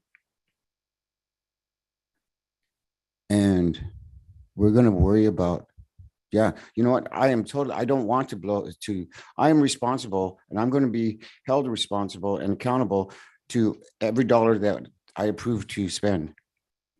And 164,000 to even possibly save one life, I'll answer to anybody. I'll answer to my God when I die.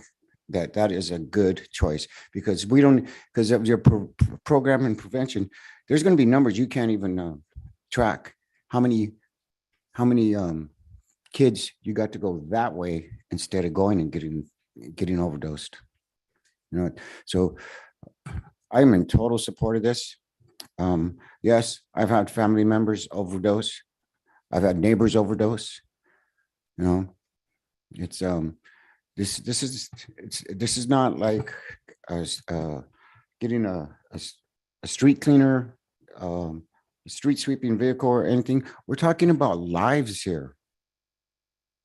See, and we have nothing here. In fact, didn't you, to my understanding, there's only 2 organizations in the state that deal with youth and the fentanyl. Can you speak to that? Sure. So I think what you're pertaining to is the fact that there's 2 residential programs in the state of California that ODS waivered, meaning that anybody that has Medi-Cal, they cannot go to a treatment facility anywhere in the state of California because it's just not going to be paid for. So the way the ODS waiver works is that Medi-Cal pays for everything. As long as you meet criteria for any modality of treatment, then Medi-Cal will pay for every stay that you're there. That's for adolescents and adults alike. And in the state of California, there's only 2 residential programs. So it's kind of, we've actually been in talks with a gentleman out of Monterey County that was looking into bringing a residential program here to San Benito County. He has all the means to do so. And I just didn't want to really talk too premature on it. However, this is going to be brought under our umbrella as well. So there will be a residential coming here soon. And again, that residential will be ODS waivered. So that's not only going to help the youth in San Benito County, but it's going to help the youth in the whole region. Because like I said, there's only 2 in the state of California. That's where that's at. So I think to answer the question of Mr. Resendez and not meeting the fentanyl. So that's exactly what we're doing, is bringing awareness, education, and bringing it to not only to the adolescents, but to the families as well. And even more importantly, to the Spanish speakers, right? They have no idea what's going on. They don't know. They come from Mexico. They have no idea. They can't read or write, English. They don't know what's going on. And they're confused. They just know that their son or daughter is in the room. They're throwing up. They're sick. They're sweating. They're going through all these feelings, emotions. And they don't know what's happening. So they're taking them to the doctor. Okay, well, let's take you to the doctor and let's figure this out. Well, guess what? There's nothing wrong with them. Well, why is there anything wrong with them? Because there's not. We don't know what's wrong with them. Well, I could tell you what's wrong with them. They're withdrawing from fentanyl. That's what's happening, and for me, the thing about it is I want to bring that awareness, bring that education, not only to those who speak English, but to the Spanish population as well, because that to me is very, very important. And especially because we live in a rural area that's, our agriculture is huge around here, so that we're going to have those families. And I think it's important to be able to kind of give that education and awareness to them as well. So a lot of this is based towards fentanyl because it's killing our kids. Most of this is based towards fentanyl. As Amy mentioned, we do want to embark on different, as we seen last week. And I think there was a gang shooting, and several adolescents or adults alike were shot and killed. So that's something else that we want to bring to the table. We want to bring the awareness for gang awareness, and we actually have a gang expert that's on the board, certified gang expert out of a prestige college, and he's willing to bring that as well to the table. So there's a lot of things that we want to do. Again, it's just somebody kind of believing in us, and that's just kind of where it's at. If we can have somebody that's willing to believe in us, and the work's going to be put in, and I know you're not going to take my word for it, but again, we're going to be collecting data the whole way through, and we're willing to come back in 3 months to show what we've done. So if do I have a clear understanding? So you get 65, you get to go get certified and licensing, a pad and pencil and computers, whatever all your stuff that you need. That's no boots on the ground. The 100 plus that gets you a boot on the ground and what you need to get going. And then, so you also, that's stage phase one. And so while you're doing that, because now you're licensed and certified, now you can go after the grants to help you. And you said something about a grant was for 3 years to help you get a sustainable stage. There's several grants. There's a lot of money out there actually for treatment and infrastructure and prevention money through SAMHSA, but those are federal programs. So until we can get ourselves to the level where we can apply with the subscriptions that qualify us, the DUNS number, we just are legit with all that. We just have to apply for the grants. So we have a strategic plan starting off with prevention and going up from outpatient to IOP to eventually residential and meeting the community's needs. I personally and professionally think that we're all, both sides, at a unique position with everything that's happening recently to have the city be the first committed stakeholder and to really kick off everybody else's buy-in is huge because everybody's waiting for the next person to be the first one. Yes. Everybody says that oh, that's great, we should do that until their youth dies or their daughter dies.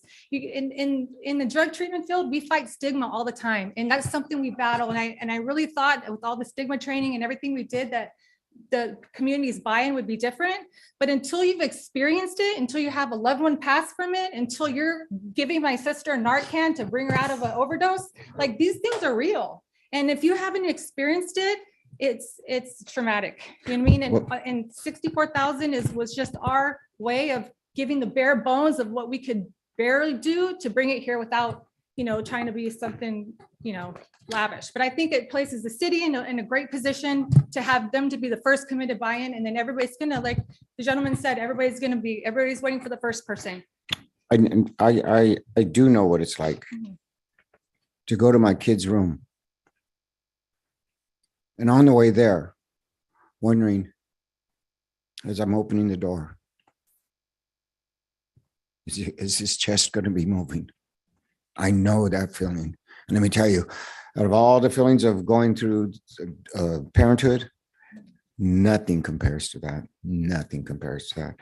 So if we can save one kid, one youth, I'm totally for it. And what's unique is our perspective is different from providing the service to family receiving the service to partnering and agencies and contracts.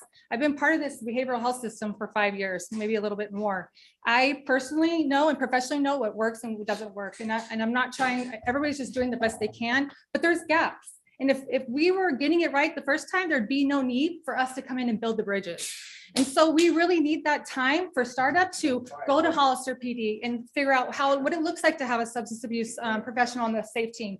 Partner with, go to behavioral health, speak to the new director when he gets in, meet with the city council, meet with board of supervisors. Like that takes time. So they, on the SAFE team, there is no longer an SUD. So part of, no, there's not. But I know that Ryan's there and Chief wanted to, but it was a behavioral mental health pulled it out. Yes. Okay. Yes, I'm going to stop with my questions, but I really support you guys and good luck with what you got going. Thank you. Mayor Velasquez. Thank you. Go ahead, sir.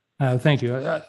I've heard what you said too, and this is a very painful conversation, candidly. So 65 is pretty much ministerial costs to get you rollout costs. But my sense is 165, until you do this, you can't really have your boots on the ground anyway, can you? Until we do 64? Until you secure all the, Correct. Yeah. And so what's the real, if we said tonight, we'll give you the 65, what would it, how long would it take for you to roll out at that point? July 1st. Our plan in our strategic plan start date would be July 1st. That would give us 3 months to get everything going. Okay. So then we're talking in essence about another $100,000. I presume that would take you through the fiscal year. So 65 gets you roll out, another 100 gets you through a year to provide services to our city. Is that a fair statement? More, I would interpret it more as this would get us started. All it's needed after is full-time employee pay. Okay, so, and again, I can't really get into that, but where I'm headed with this is, all right, so we give you the 65, that gets you the startup costs, the seed money. And then maybe we land on giving you $25,000 for the first quarter. And you come back in 3 months and you show us what you've done. And we either give you 75 at that point to get us through the remainder of the fiscal year, or we give you 25 incrementally. And that gives you some startup money. It gives you some money to pay yourselves.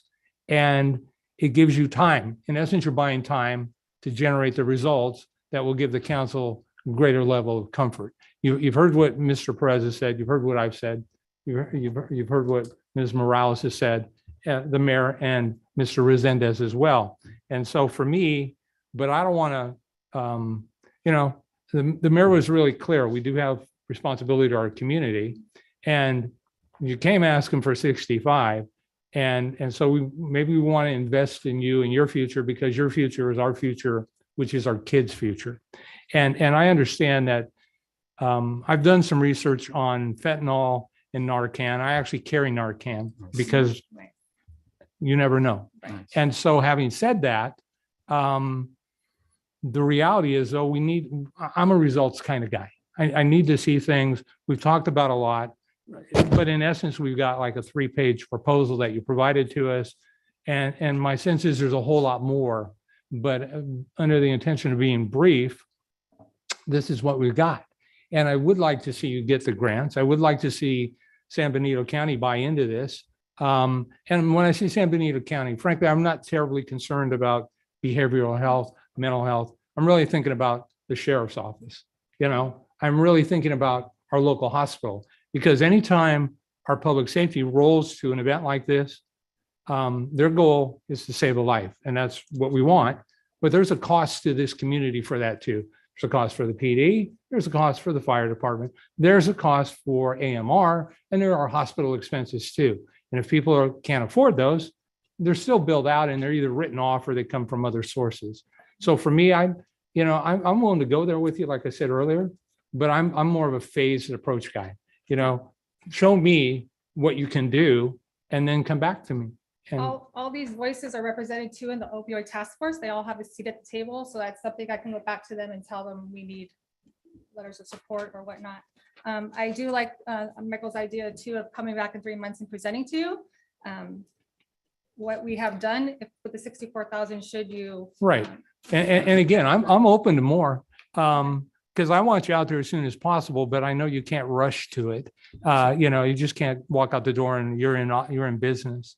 And so for me, like I said, the other question I had is, are one or both of you bilingual? I am, yes. Okay. All right. Thanks again, Mayor. Appreciate it. Thank you, sir. Thank you. Is there a motion?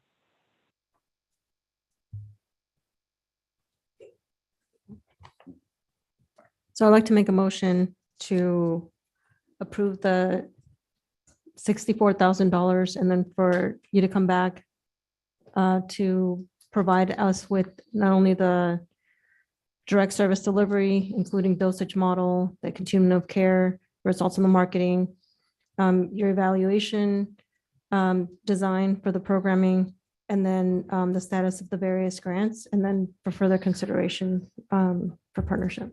Councilmember Morales, the agenda said 65. I know you just said 64, but I just want to make sure that. So also what's that? Is 65. that including the 25? No. Oh, it's true. Okay. Okay, there's a motion. Is there a second? I haven't finished my motion. I got interrupted, sorry. Sorry. This also, I'd like to see as an amendment to your proposal that you also consider doing either Medi-Cal enrollment or Covered California. We found that to be essential just for that, being able to enroll the youth into the appropriate treatment that is needed. So I'd like to see that to be added. I'm sorry, one more time. Amended with Medi-Cal enrollment and. Covered California. Thank you.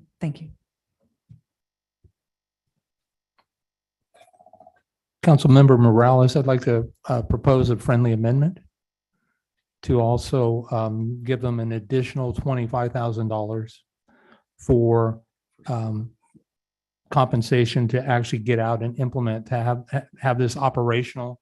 And I presume that would take you operationally through, it's a good thing I didn't have to take my shoes off, through October. And so that would then give you an opportunity to come back to us a couple of weeks prior, maybe in September, and give us the results, the measurable results, the feel-good moments, Okay. and the hard facts. And then bring, any entourage of the support staff that you've got. I want to celebrate this with you. Awesome. And so that would be my recommendation, friendly amendment. I accept. Thank you. Second, Thank you. There's a motion. Is there a second?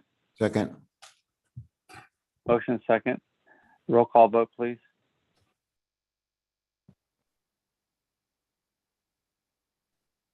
Councilmember Resendez, No.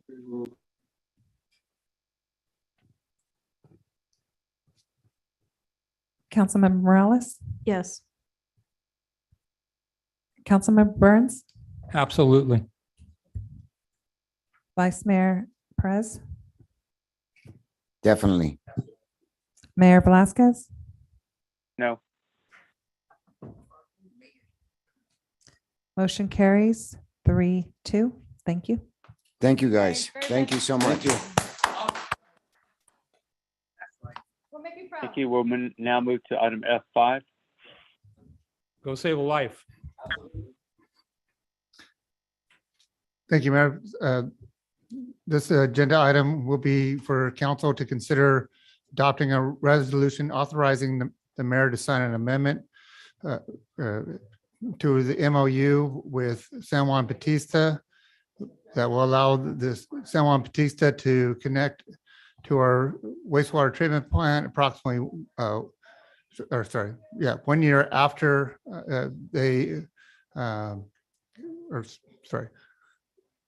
to allow them to connect to our wastewater project. And what it will be is that they will have their water line from the San Benito County Water District approximately 1 year later, or at least before December 2024. Thank you. Any questions? Do we have any Basically, speaker allowing cards? some additional time. I have no speaker cards, Mr. Mayor. Is there a motion? So moved. Second. The motion is second. Roll call vote, please. Councilmember Resendez, Yes. Councilmember Morales, Yes. Councilmember Burns. Yes. Vice Mayor Perez. Yes, Mayor Velazquez, Yes. motion carries unanimously. Thank you. We'll now go to item F. F6. Thank you. This item is for approval of the temporary closure of 6th Street for the Hollister Downtown Association's Farmers Market. And we have Omar here to speak on that. Thank you. Hi, good evening. Thank you so much, City Council here. So the HDA is asking to see if we can have the 6th Street and so 70th Street over on 6th Street and East closed for our annual farmers market. The farmers market has been around since 1987, and the Hollister Downtown Association took it on back in 2004. This year, we propose to have our farmers over on the public lot, parking lot, and then our hot food vendors over on the concrete slab that we've secured. We are also going to have informational booth and other things over on 6th Street. So it'll be kind of the similar layout that we had last year. We're just going to be tweaking some things around, making sure that there's a lot more cleanliness this time around as we go along as well. And then we're also trying to identify if we can find additional parking for the businesses, the downtown businesses that are affected because the public lot will not be utilized. So just trying to see if we can get that approved. Sorry, question? Sorry, that's all. Any questions for council? I do have a question. So over there on 6th Street, where the restaurant used to be that burnt down, Yes. there's a couple of lips there. I wonder, is that something that the city can address, or is that the private? That's the The private property If the owner? lips on the private property, then it's the responsibility of the person that owns that property to fix it. Okay. Yeah, I noticed that every year. I love the farmer's market. It's great. But I see people tripping and stumbling over that. I was wondering, maybe we can talk to them to see if they can. I can reach out to the owners of the property. I don't know if there's any plans right now for that. There were in talks about maybe selling the property or renting it out, but at this point in time, they're pretty much yeah. Okay. Maybe we can look into putting something underneath. The idea would be that we'll have the food vendors around and have those picnic tables in that middle of that area again. So maybe that might prevent some of that as we go along. Just cover them up. Yeah, that's a good idea. And then if we get, the San Benito Health Foundation bus out there to maybe provide the COVID vaccines like we did last time, or, that would take up another chunk of that area as well. So we're definitely looking into improving it. Oh, awesome. Thank you. That's all I have. Thank you. Any other questions or comments? Do we have any speaker cards? I have no speakers, Mr. Mayor. Thank you. Is there a motion? So moved. Second. With a motion and a second, roll call vote, please. Councilmember Resendez, Yes. Councilmember Morales, Yes. Councilmember Burns, Yes. Vice Mayor Perez, Definitely. Mayor Velasquez. Yes. Motion carries unanimously. Thank you very much. Thank you, Omar. Move to item G1, reports from city council members regarding their committees. Councilmember Burns. I have nothing to report. Thank you, Mayor. Thank you. Councilmember Resendez. Nothing to report. Thank you. Thank you, Vice Mayor Perez. Nothing to report. Member Morales. Nothing to report. I'm looking forward to information on the library committee that we got appointed to. Thank you. I have nothing to report either. We'll move now.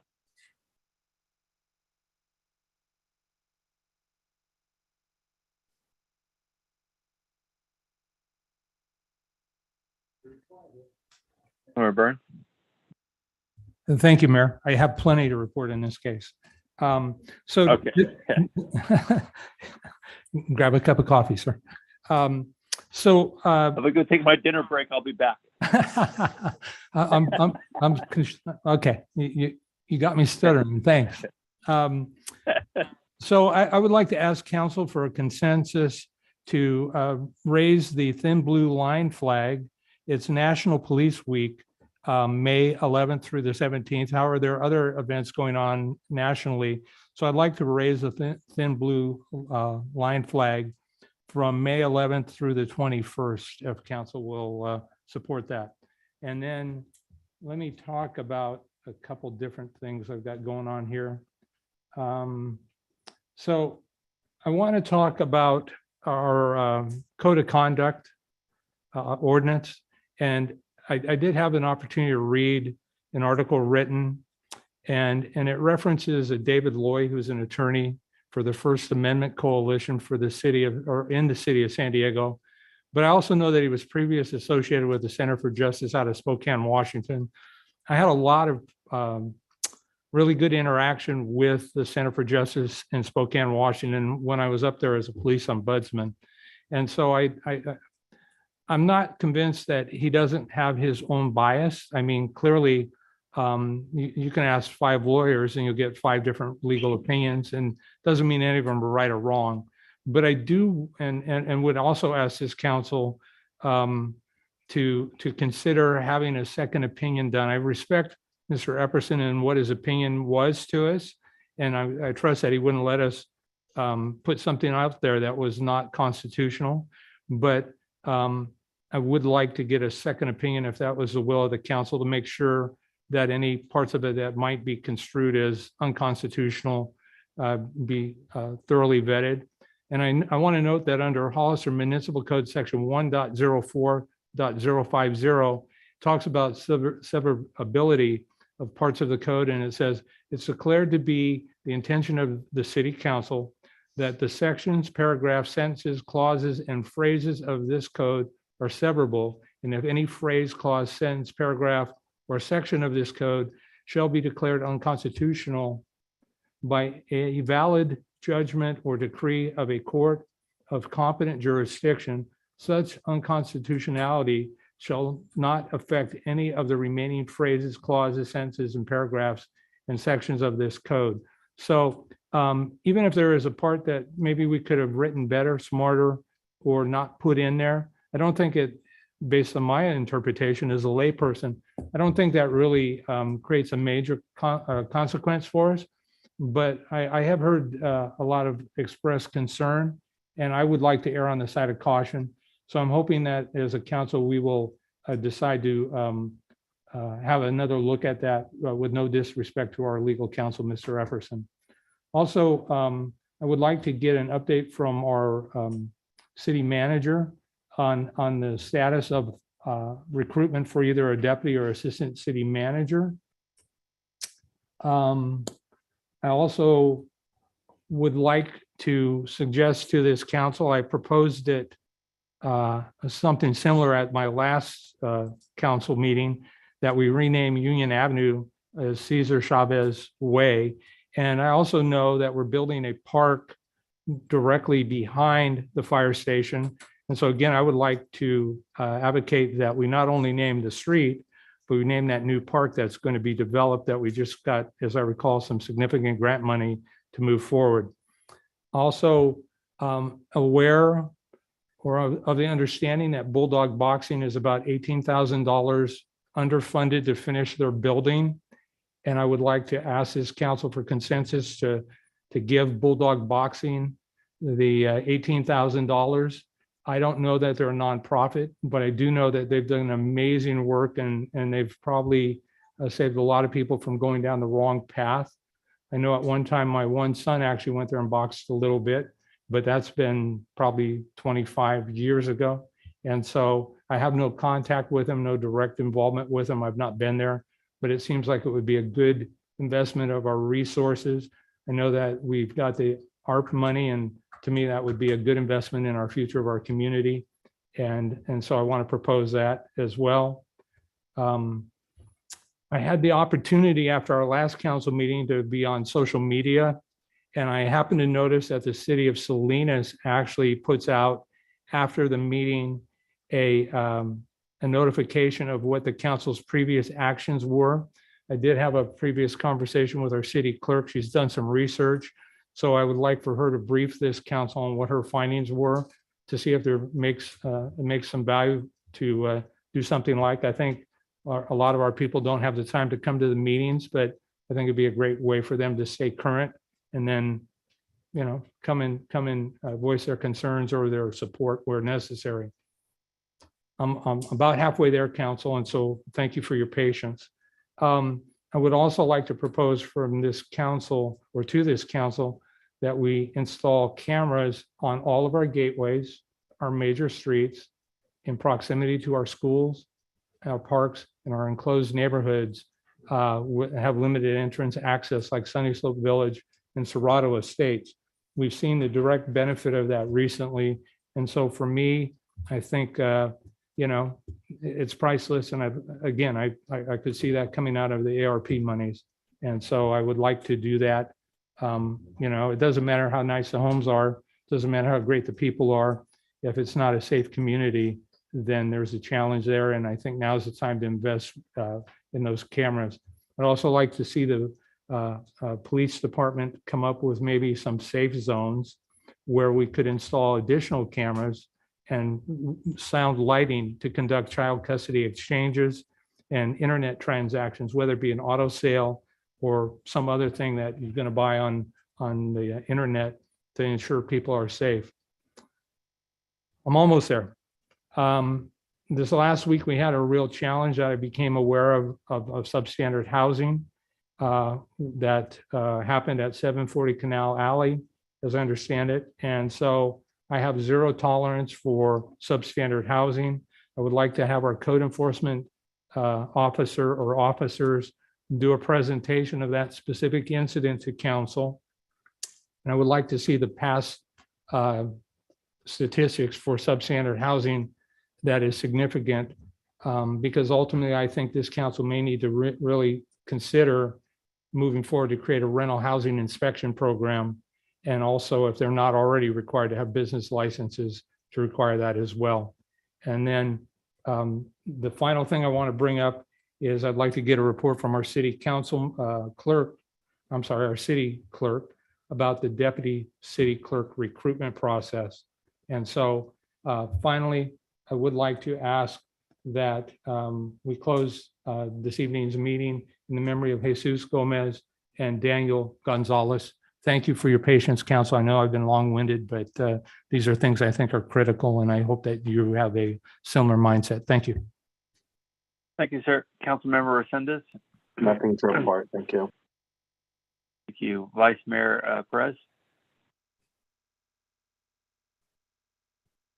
Not much to report on. The flag raising ceremony yesterday was really turned out really awesome. Wanted to thank the city staff for blocking off the roads, and of course Christine Black for coming in on those days to catch up on her work and listen to some good music. And thank the community for showing up. But the totally in consensus with the cameras closing in the memory of our two shooting victims, and how they were not gang members, they were shooting victims. And there'll be something else I can remember later. You know, there's two things I've come to realize when you get to be my age that are important in life. I just can't remember what they are. That's it. Thank you. Councilmember Morales. So I'm in agreement that we should close in the memory of Jaime Gomez and Daniel Gonzalez, the victims. And I also like to see, whether we have this or not, I'm not familiar, but intelligence on what's happening in the community. I'd like to hear from our police in terms of trends that are happening in the community. I've seen in other places where there's reports, 90% of fire or police, is seeing issues of code enforcement. 80% of them are smash and grabs. 10% of them have to do with vehicle thefts. And so a report so that as issues are coming to the community, we're actively problem solving and looking at partnerships to be able to have a community solution.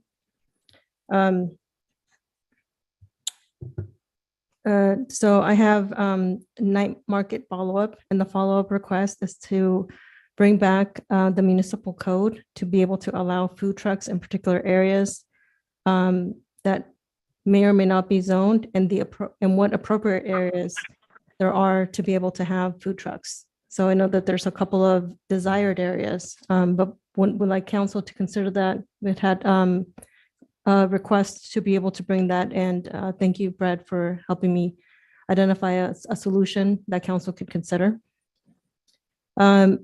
Recently, we had an issue with shopping carts. These are the carts that are utilized by Target, Safeway, Grocery Outlet, Lucky's.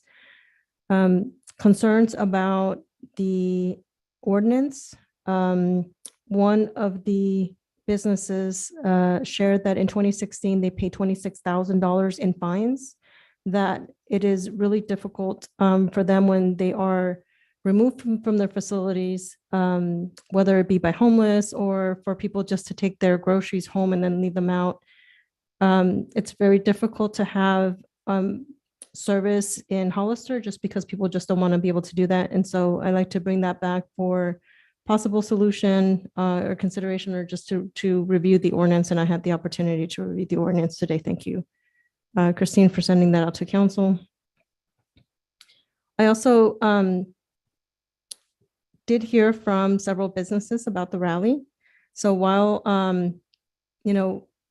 that decision's been made, I do want to be able to have a work group start looking at next year and potentially other alternatives, such as Apricot Festival, or looking at amplifying or highlighting our wineries in the region, and have potentially like wine tours or tickets like at other jurisdictions. Like to also get a list, and I think I might have requested this before, a list of the outstanding permits that are over 6 months and the status of those. Term limits is something that I like to be able to have brought back for discussion. I know we talked about it, but want to know a date certain on that. I concur with the bringing back the code of conduct to have that reviewed. I'm also very concerned about that. Also, if we can get a status report or a list of the pending projects for the, what are they called? Safety bumps? Speed cushions, thank you. Also want to follow up on the council pay.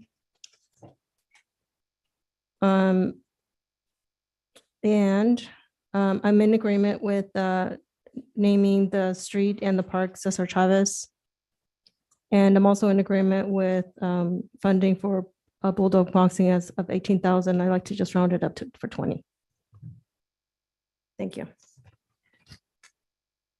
Thank you. I have nothing. City manager. Okay, I've got 2 pages here. So do we have a consensus on the flying the thin blue line flag from May 11th to the 21st?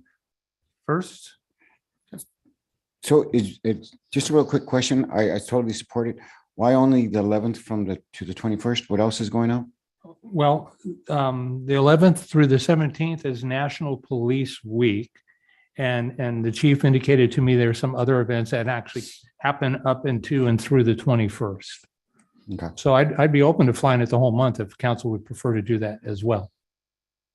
I'm in support of any flag going up, as long as it's fair and balanced. That's what I'm telling my opinion.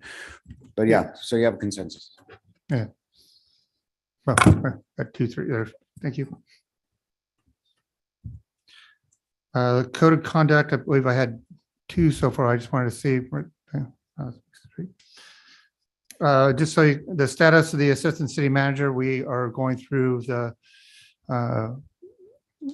at the end of this, next week is when we get the different proposals for the request for proposals for the head hunting services. So we'll get that and then we'll move it real quick.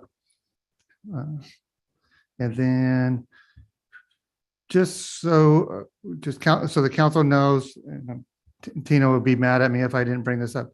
So for naming of a parks, that usually starts with the Park and Recs Committee, and then they go through that process, but we can start that. Okay.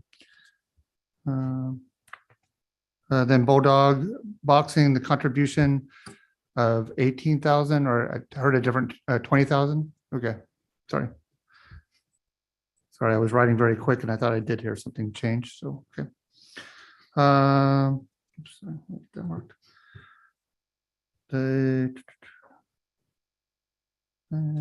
We'll get worked with the city clerk to get the notice of the previous council actions up to council. Do we have a consensus for the cameras at all access? 1, 2. You know, I just kind of summed that up. Yeah, I mean, I support it.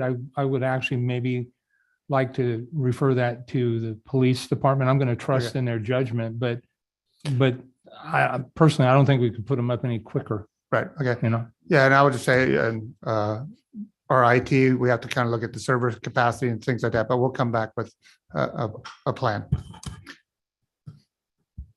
When that comes back, can we also talk about the privacy? There's a whole privacy aspect to it that I'd like to see that be considered and folding in terms of the laws and the various aspects of what needs to, in terms of government and policy.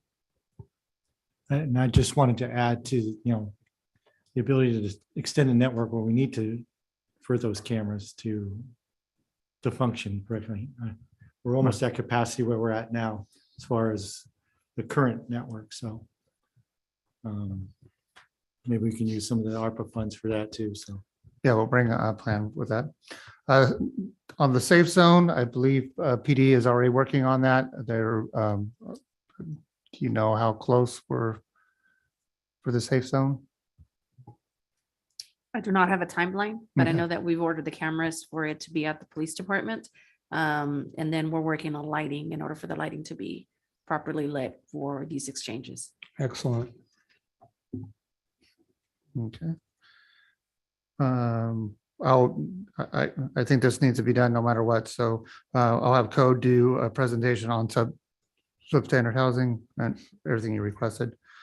I'll let, pardon? No, we'll make sure what we can say or can't say. We'll work with the city attorney. I'll leave the deputy city clerk for the clerk's portion. Do I have consensus to bring back the intelligence by police on the issues that they're experiencing?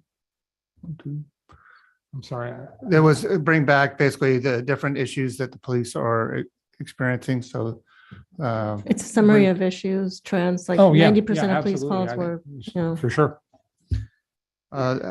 bring back item on the food trucks, maybe changing locations where they're allowed and the different issues that. Where, I thought we'd already had a fairly robust conversation about the food trucks. Did that stall out? That did stall out because they're not allowed in the downtown area, but it was talked about maybe changing like around the Gateway area or where the old, my understanding was where the old KFC used to be located. That could be a place. There's some different locations that I think different people have come up with different solutions of areas that they could be at. So then would that require us to repeal and replace the existing ordinance, or would it be as simple as going in and doing a text amendment or amendments?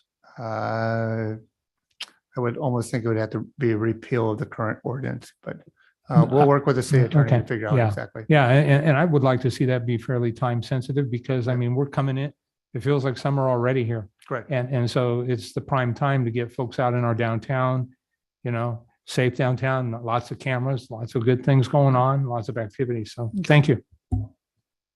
Yes. City Manager, just really, because Mr. Burns, we did have that conversation. They were going to bring back a plan to use at KFC area, a few of the food trucks, and then we were waiting for that to have that food truck court in that area. So maybe you can talk to a few of those that were talking about it, and you know what's happened that it hasn't come forward. Yeah, we'll work on it. Then the shopping cart, revisiting the shopping cart ordinance. It's about 6 years old. So, okay. Then is there a consensus to bring back a working group on the rally or on other festivals? Yeah. I thought we were going to, if I can, Mr. Mayor, sorry. I thought we were going to put it on the ballot, and I'd really like to see it on the ballot. I'd like to take it out of our hands, let the voters weigh in and decide on that. So I want to see the biker rally go to the ballot. The ballot. That's my suggestion. I agree. Yeah, okay. Well, I think the city manager or the city clerk's going to bring some of that up for some clarification here as the meeting plays out. Okay. And I'll just say, I'll bring back to the council, the outstanding building permits. That's not an issue. And then just so all the council knows that we're still waiting on the speed cushions to arrive. So that's, it should be within, Henry, have you gotten a status? Well, it's like, maybe, I believe we're still, the initial was up to six weeks. So I think it's been. Oh, good. Next week and then moving on to Sally Street. Okay, did everybody hear that? I noticed Beverly's complete now too. Thanks. My phone's been blowing up. I appreciate that. We're here to serve. And then we'll bring, it was brought up before, council pay. We're still working on that one, so we'll get that brought to you. That is all I have to for my time. Thank you, sir. City Attorney? Thank you. No report, Mr. Mayor. Did you get the term limits? Oh, I believe that was for Christine's working on that one. Okay, Captain? I just wanted Yeah, to thank you. community. I'm sorry. I just wanted to give the community a friendly reminder. On April the 6th, this Wednesday, we will be holding the Special Needs Registry at the Vets Building. The Hollister Police Department will be there to register anybody who wishes from the community.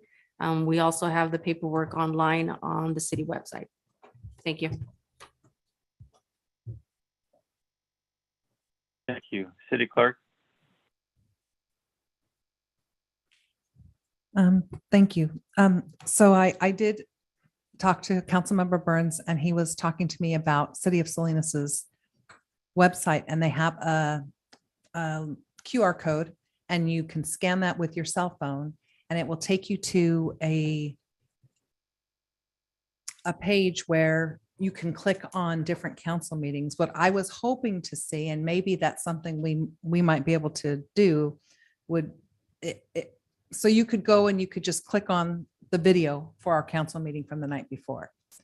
We timestamp our videos, so you could look at each item if you wanted to. But I think Councilmember Burns was looking more at maybe doing just like a recap summary of here's the resolutions that went to council, or would you want every single item that went to council with a little synopsis on?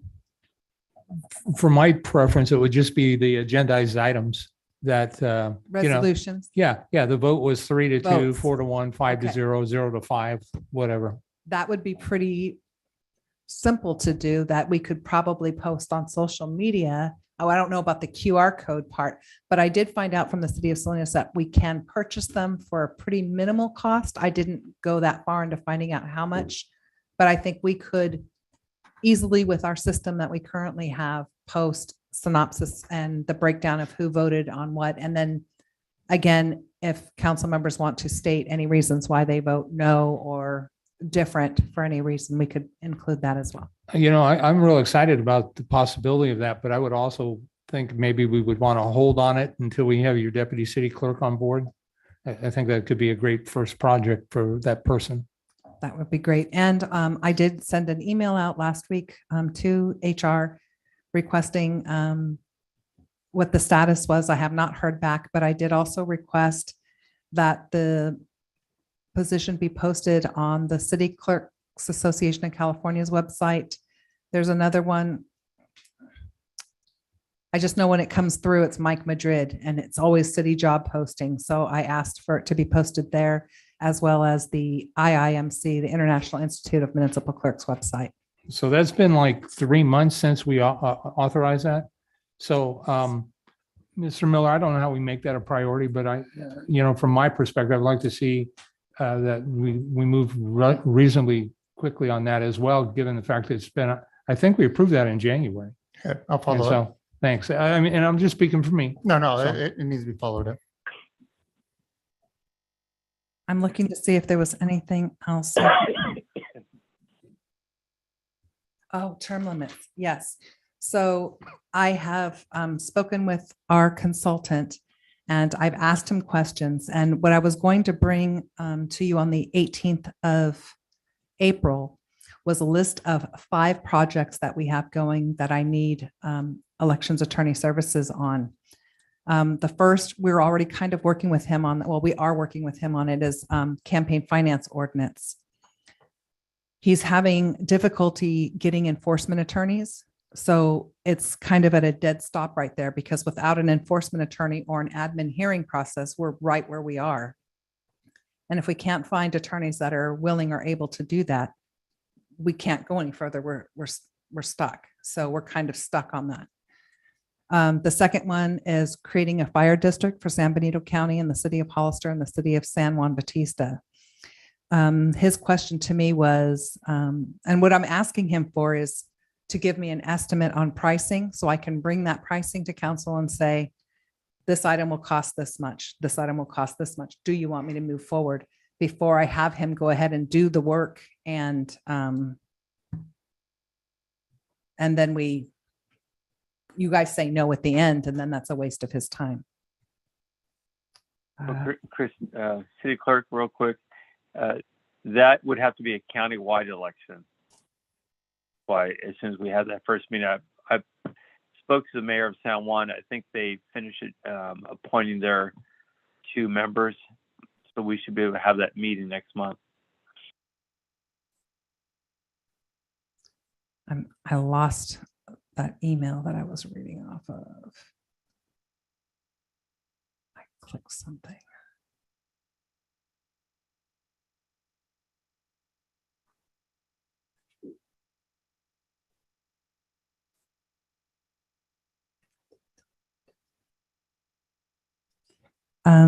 The other, so that was campaign finance, fire district.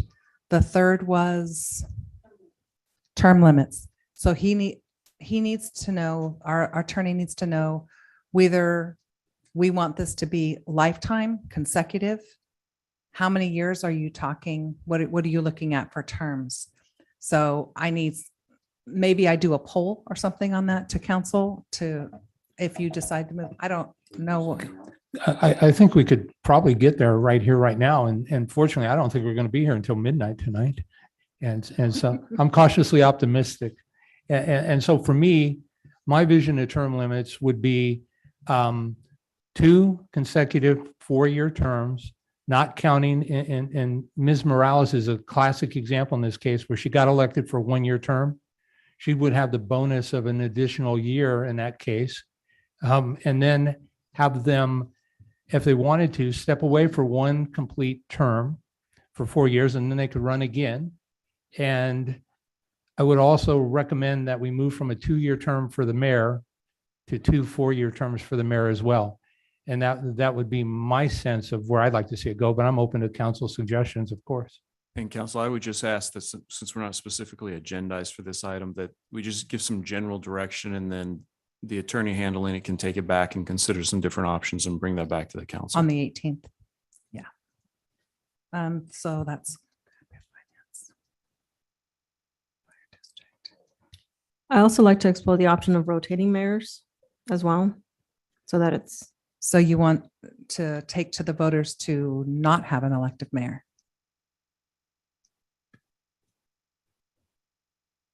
Yeah, we have to change from 4 districts to 5 districts. Yeah, that's a huge change as I understand it.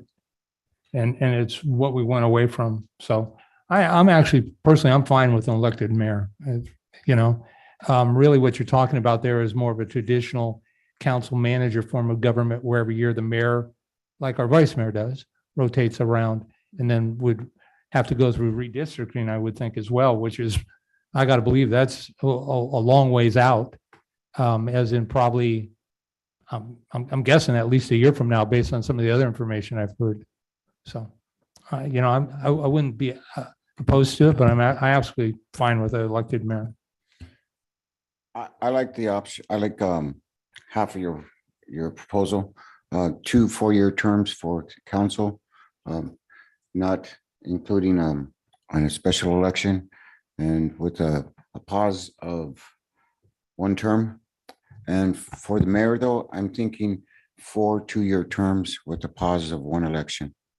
And that's my suggestion.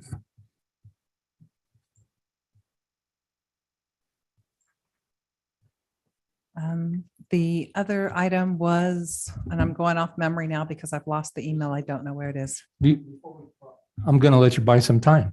So I would like to hear the mayor and Mr. Resendez's thoughts on this as well, since, and I know we're just putting it out there, and then we're going to let the attorneys figure out what it looks like. So I'm going to follow the attorney's advice. We're not agendized for this item, and I think we're getting way too into the details of our position. So I'm looking forward to having the conversation when it comes back at the appropriate time. I'll be quite honest with you. That's my position. Thanks. This is a level of detail that will be more appropriate when we're actually agendized for this particular item. I take everything I said back. Thank you. So to put the rally on the ballot, it would be an advisory measure. So that's something we need to consider, and I'll leave it at that. And then I think the 5th one was Charter City. And Charter City, we just need to look at what we want specifically. He has done simple ones. He's done more complicated ones.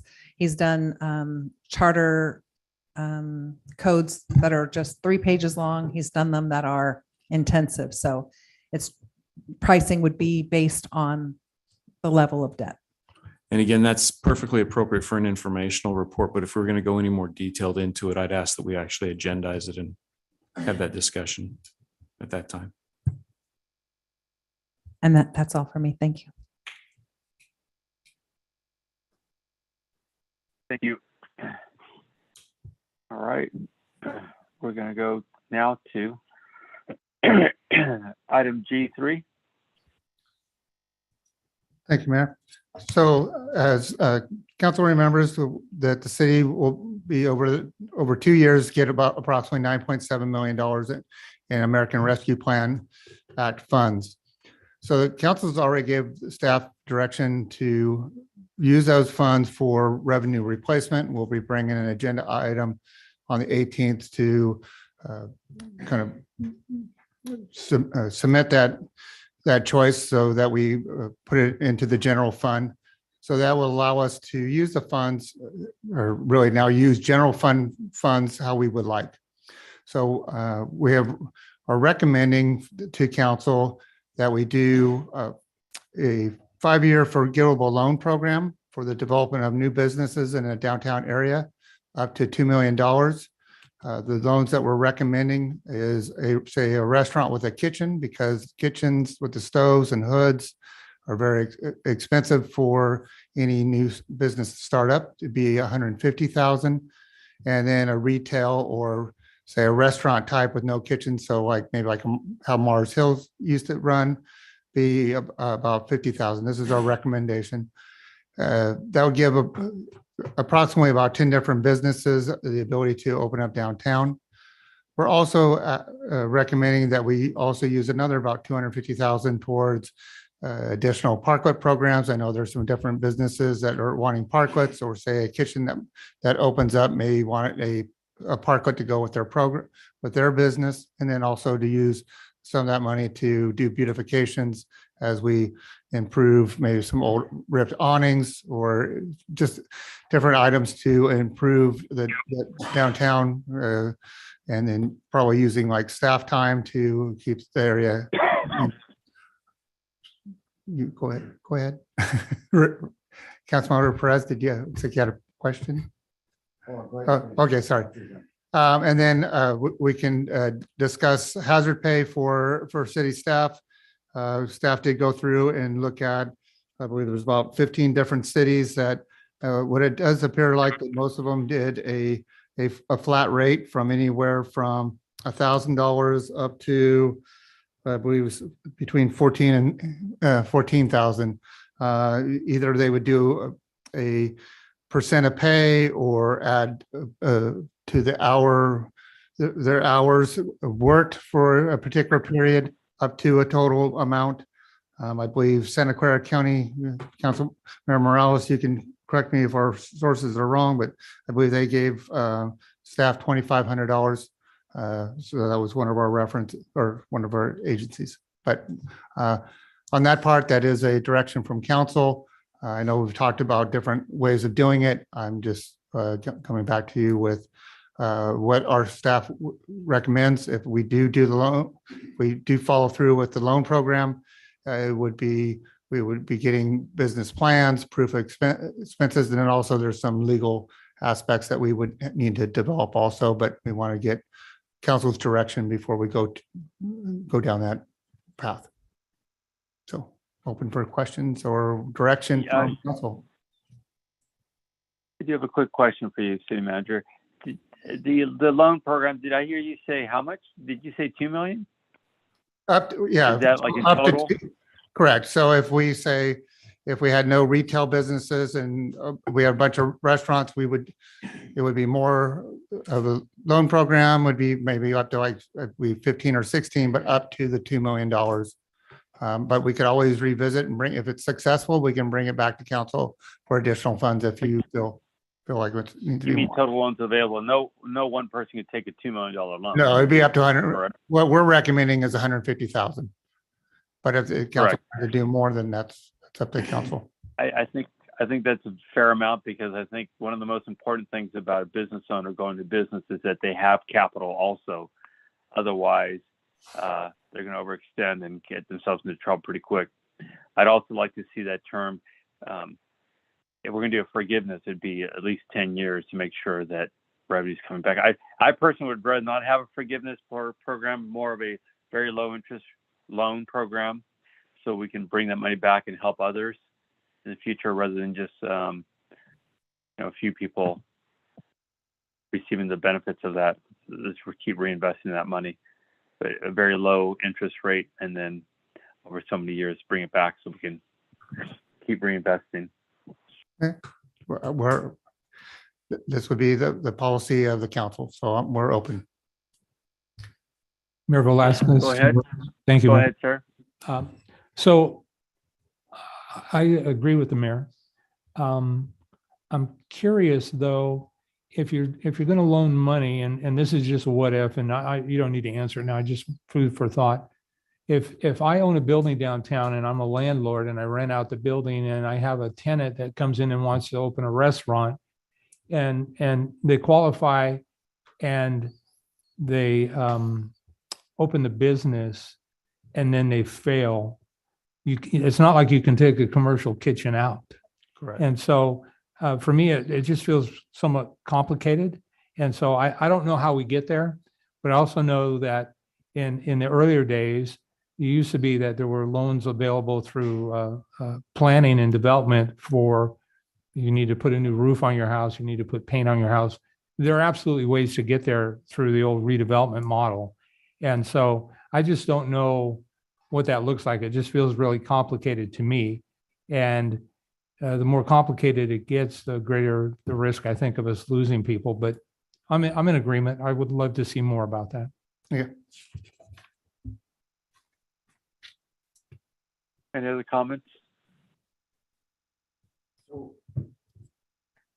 I have one. So you said something about the business, the building owners downtown. So would they be able to use something like that? So some of the buildings that need some attention, shall we say?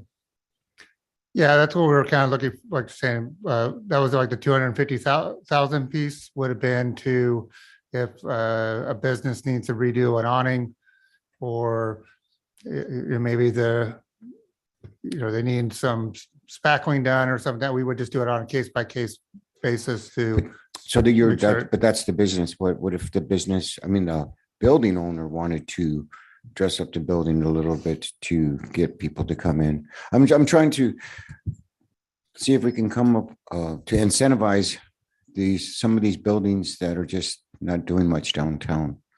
Yeah, usually the building owners, what I've heard is that they put that burden onto their leasee. So that would be part, once they had a leasee, we do this program, and then they would have the funds to update their bathroom that maybe is not ADA compliant, or put the sprinklers in. That was kind of what we've heard, is a new business comes in and they say, well, I can't afford to update the bathroom or things like that.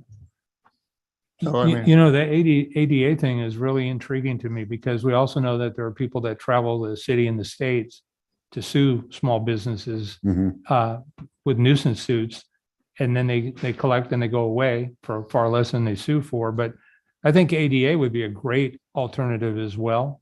And Rick, my experience with what you're kind of talking about are back in the redevelopment era, when there was money flowing statewide, they had facade programs where they come in and they do a whole downtown. And once upon a time, I wouldn't be surprised if some of our sidewalks downtown, some of the planter boxes and some of the tree areas were probably done in that way 20 years or so ago. Correct. But this could be another way to refresh and renew those things as well. Yeah, if you wanted to add another layer, we could put like another layer for like ADA, basically an ADA loan. That seems like a win-win to me. If we want to bring people downtown and they need facilities, they need to be ADA compliant.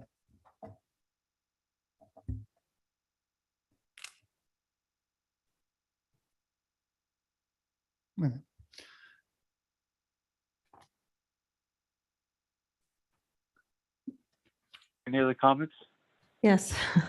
So I'd like to see that we do at least $2,500 for our employees as a flat rate so that it's not complicated. I think in another jurisdiction, what we figured out from our accountants, that it was going to be a lot of time and energy if we did different variations. So to save a lot of time, it was a flat rate, non-persable Correct. money, but to be distributed, and most of it will be taken by taxes. So 2,500 is a good rate to have something. Yeah, and I'll add, one of the cities we looked at was pretty interesting, is that they had a chart.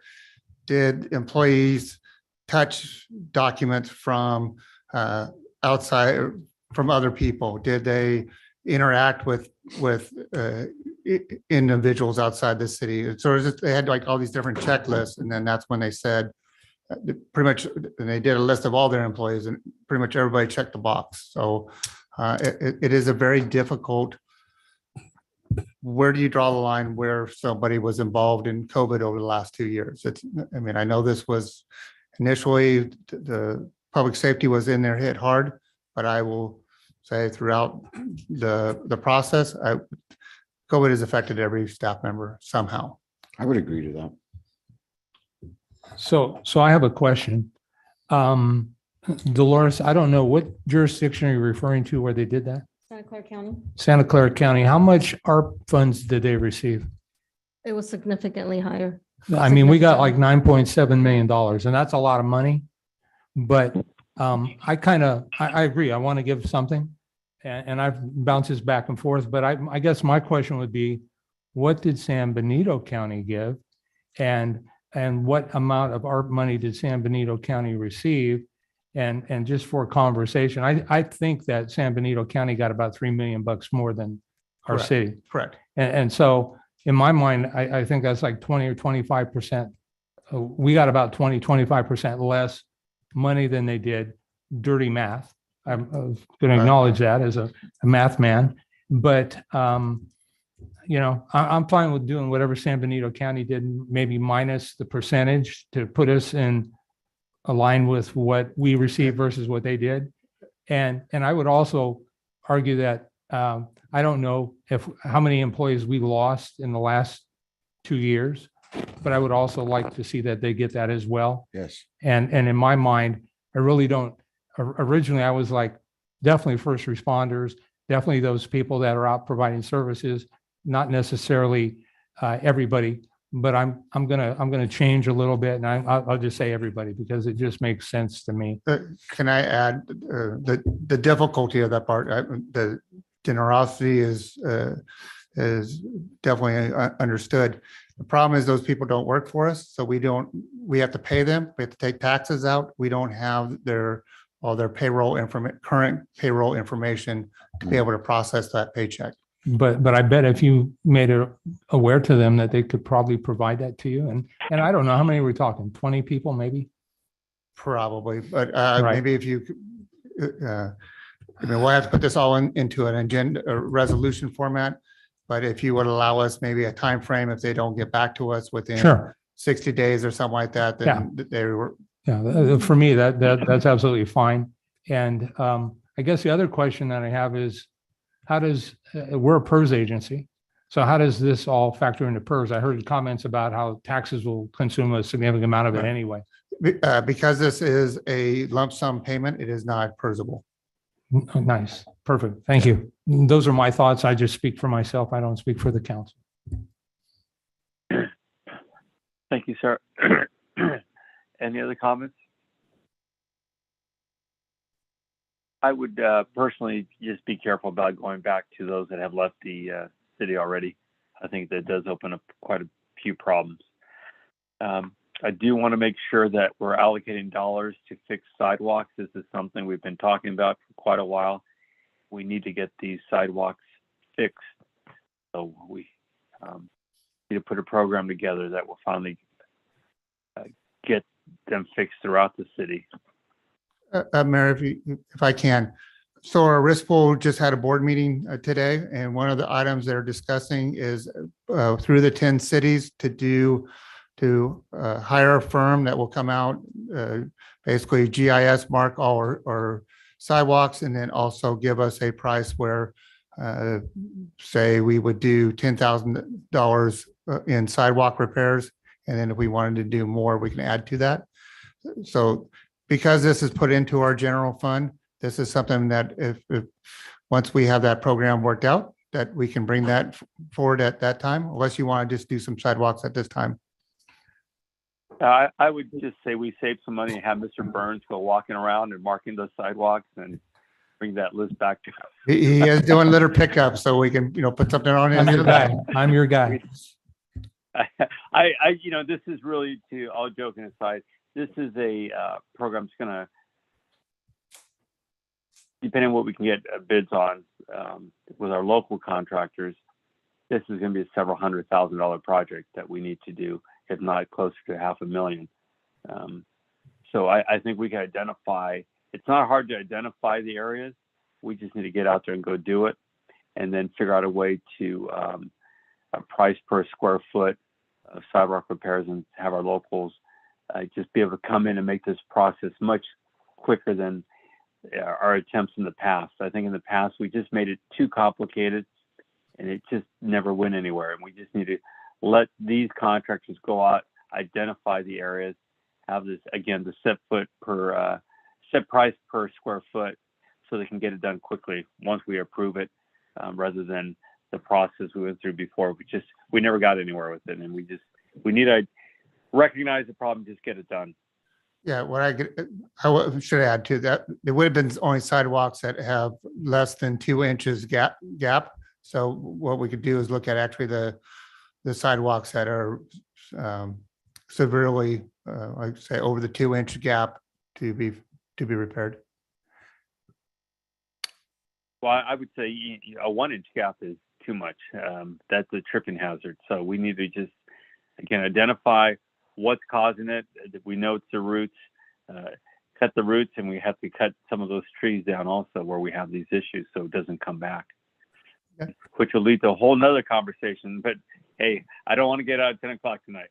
So Speaking of, can you guess what I'm going to bring up? Well, yes, alleys. Yeah, yes, alleys. And you know what, the sidewalks, yes, District 1 and 2 will be seeing a lot of that sidewalk work. I'm sure the other districts also, but yeah, so I just want to make sure, I want to make sure that, because we did have direction from council before about addressing these alleys issues, and I know that you're working on getting a bond measure so that we can get some plans done, so that then we can just move forward, or then we're going to start to get money for that. So for the alleys, what the hope was that we will be hearing from CDBG to do the plans for the alleys. The bonds would be for street and alleys, actually to pay for the work to get them done. So the CDBG would pay for the plans, so that we know we have those plans, so that we can bid out the projects. And then the bond money would be to pay for the roads and alleys to be actually repaired. Because I know there's alleys on the CIP list also, the project book. Yeah. Okay. I'm just giving you your friendly reminder. Every time I see you, I remember, I think alleys. Mayor Tim Burns. Go ahead, sir. Thank you, Mayor. Brett, so that I'm clear, I want to take a step back now that we've taken one or two forward. As it relates to the hazard pay, I think you've gotten a couple different thoughts from council. And so I'm about worn out on kicking this thing down the road. And so from my perspective, is this something that you could bring us back, Ms. Morales's plan of $2,500 per employee, or plan B, which would be whatever the county did minus whatever the percentage difference was. And at that meeting, we can make a decision and be done with this. Yeah, I would like to get a consensus of what dollar amount you would want for the employees, either the one that Councilmember Morales said, or I can do some algebra instead of dirty math to figure out exactly what the county did compared to what we that's fine. I could bring that back at the next council meeting. The actual loan program probably take a little bit long, it would be another meeting or so, but what I would want some direction, what do you want to do, pay to the employees? Do you want to do the loan program with also the ADA loan tier? And do you want to do sidewalks up to a certain dollar amount? It sounded like 250,000. But it's up to the council. to give that direction. So for my 2 cents, I would, I understand the other things will take a little bit of time. And so, but if you could bring back the hazard pay for the next council meeting, and again, I only speak for myself, but I think our employees have been very patient. And so I would like to put it to bed at the Okay. next meeting if that's possible. Employees would appreciate that. If we can come up with the dollar amount. I'd like to, I agree with you, and I think without making it any more difficult or pushing it any farther, I'm for 2,500. And just, Do I have a vote of 3 for 2,500, or you want to push or not a vote? Well, I mean, staff direction. Sorry, I don't not a vote. Can I get staff direction? I was gonna say, we don't want to go there. I appreciate that. I want to see the numbers. Okay. And again, I'm only one here. So if No, there but what are I two get- others that are with Rick, Well, it is what it is. How about this? Because I've got two different, we'll present both numbers on the staff report, and then somebody can make the motion at that time. Perfect, thank you. I've got any direction on the sidewalk. Do you want me to bring at a future time? Sounds like 250,000 on sidewalks. can I ask Henry a question? Do you know about how much it is per square foot for repairing a sidewalk? Right now, the prices are really high because of raw material. So it's probably double what we normally we'd be looking at. 1 square would probably cost, say, $150 right now. 1 square foot? And 1 square, so a 3 by 3. 3 by 3. Yeah, I mean, I don't mind if you. 250 is not bad. 250, or, I mean, if it's double, I would almost say $500,000. This is to protect us from liability, which one trip hazard could cost us in the millions if proven that it's. I think 500 is probably the number we need to look at, and then put together the program to make it easy for the local contractors to identify the areas that we have problems, submit the plan and get it done. Do we actually have a study done? Not a professional study, but staff? I mean, I can think of some in District 4, but it would be nice to know really where the problems are. And then we could figure out, is 250 enough? Is it $500,000? Is it $2 million? Yeah, maybe, okay. I'm gonna say 250. We'll do some of that analysis too. So I've got my direction. If everybody has no more. to Mr. add. Mayor, Council, City Manager, IT Director Paul De Silva, I just kind of want to throw a couple things in there too, since we're talking about investments in infrastructure. We had talked about extending the cameras, safe zones. There's opportunity to extend our fiber network out to some of these areas where we can utilize some of those things that the council wants to do. We don't have our own fiber to the treatment plant. There's a project to connect San Juan Bautista, as we talked about earlier today. The treatment plant, that also includes running a fiber conduit all the way to the treatment plant. We can extend our fiber network from the yard through Brigantino Park to the treatment plant. Brigantino Park, you can add more cameras, safe zone for internet. Fire Station 2 is on a wireless connection, no fiber to that area. We can work with the county. There's their public works off of Southside Road. We can go to through the high school. I mean, there's other agencies we can partner with to get our fiber out there. Just kind of throwing that out there as part of having, the investments in doing a lot of things that the council wants to do. So just throwing that out there. I don't have a cost for that, but Are you gonna get one? I can throw a cost if you want. I know that a few years ago, to get to the treatment plant through Brigantino Park, we're only able to extend it to City Yard because it was going to cost almost $1 million to get it to the treatment plant. And that was part of that project extended. So we didn't go that far, but now we got the fiber to City Yard. We can go from City Yard out to the treatment plant. Again, the cost, that was a few years ago. Who knows what it is now with all the So with that, when you do your fiber optic cable going out there, do you get bigger cable? Can you get bigger ones to? Yeah, the projects that we've done with the backbone, we've had 3-inch conduits, I believe. And we have a 96 strand fiber. And each strand is, is one connection, one line, basically? Yeah. Oh, well, 2 fibers would be when to transmit and receive, right? Okay. And so, depending on how many we terminate, we would have extra in the ground for future, or even lease out, or, we could have the conduit in the ground to lease out to utilities and stuff like that too. So, I mean, there's other opportunities there. So maybe we can do some research and then bring it back.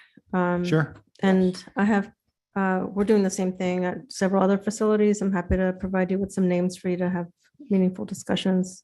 I do have to say that it is going to be extremely expensive, and the cost back then, if it was $1 million, it's probably times 5 or 10 now. Because there's labor and there's just materials are just not available. But this could be considered, a multi-year project, and then just being able to cost it out as well, especially if you talked about all the different areas, we need a multi-year plan for that. Right. Yeah, and just so council knows too, Paul's real good about when we do projects and myself also to remind when I'm talking with the county that when we open up the streets, put in water lines, sewer lines, that we try to put in conduit wherever we can. Sometimes we get pushback, but that's our big push, is to get that conduit. I did push to get the conduit from San Juan Bautista. Right. And I worked with them on that engineering of all that too. So good job. Wasn't this originally part of what the ARP funds were originally designated for? It is one of the things that you can use it for. I will say, we'll work with the county too, because I believe there's other broadband money out there that we're trying to get for the whole area. I was just going to mention that there's going to be a lot of money coming for broadband coming through. So this is, we can put the plan together working with the county. An overall joint effort. All right, thank you. Did you get enough direction, the manager? Thank you, Mayor. All right, then, thank you. We're going to now move to adjournment. Mr. Burns, did you want to make that motion? Mr. Mayor, H1, updated city council request, please. Oh, geez, I didn't see that. Thank you. All right, we're going to H1.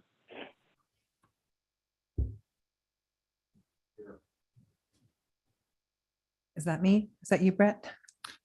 Well, I think we just probably for council to receive the current report, and then if you have any really just disagreements with it, to bring it forward to us, but we'll keep updating it and moving it forward. Is that okay with council? Yeah, I think this is more informational report. Is that all right with everyone? Yes. Yes. Yes. And you get to go home then. Thank you. City Clerk, is that good? I'm sorry, I was interrupted. I missed that completely. Are you okay with us just That you accept using it the as an report? informational report? Yes, thank you. Thank you. Mr. Burns, did you want to make the motion to adjourn? I do, Mayor. I'd like to make a motion to adjourn in memory of Jesus Gomez and Daniel Gonzalez. Thank you, sir. There's a motion. I Is there second. a second? Second. Motion and a second. Roll call, please. Councilmember Resendez, Yes. Councilmember Morales, Councilmember Burns, Yes. Vice Mayor Perez, Yes. Mayor Blasquez. Yeah. Motion carries unanimously. Thank you all. Good night.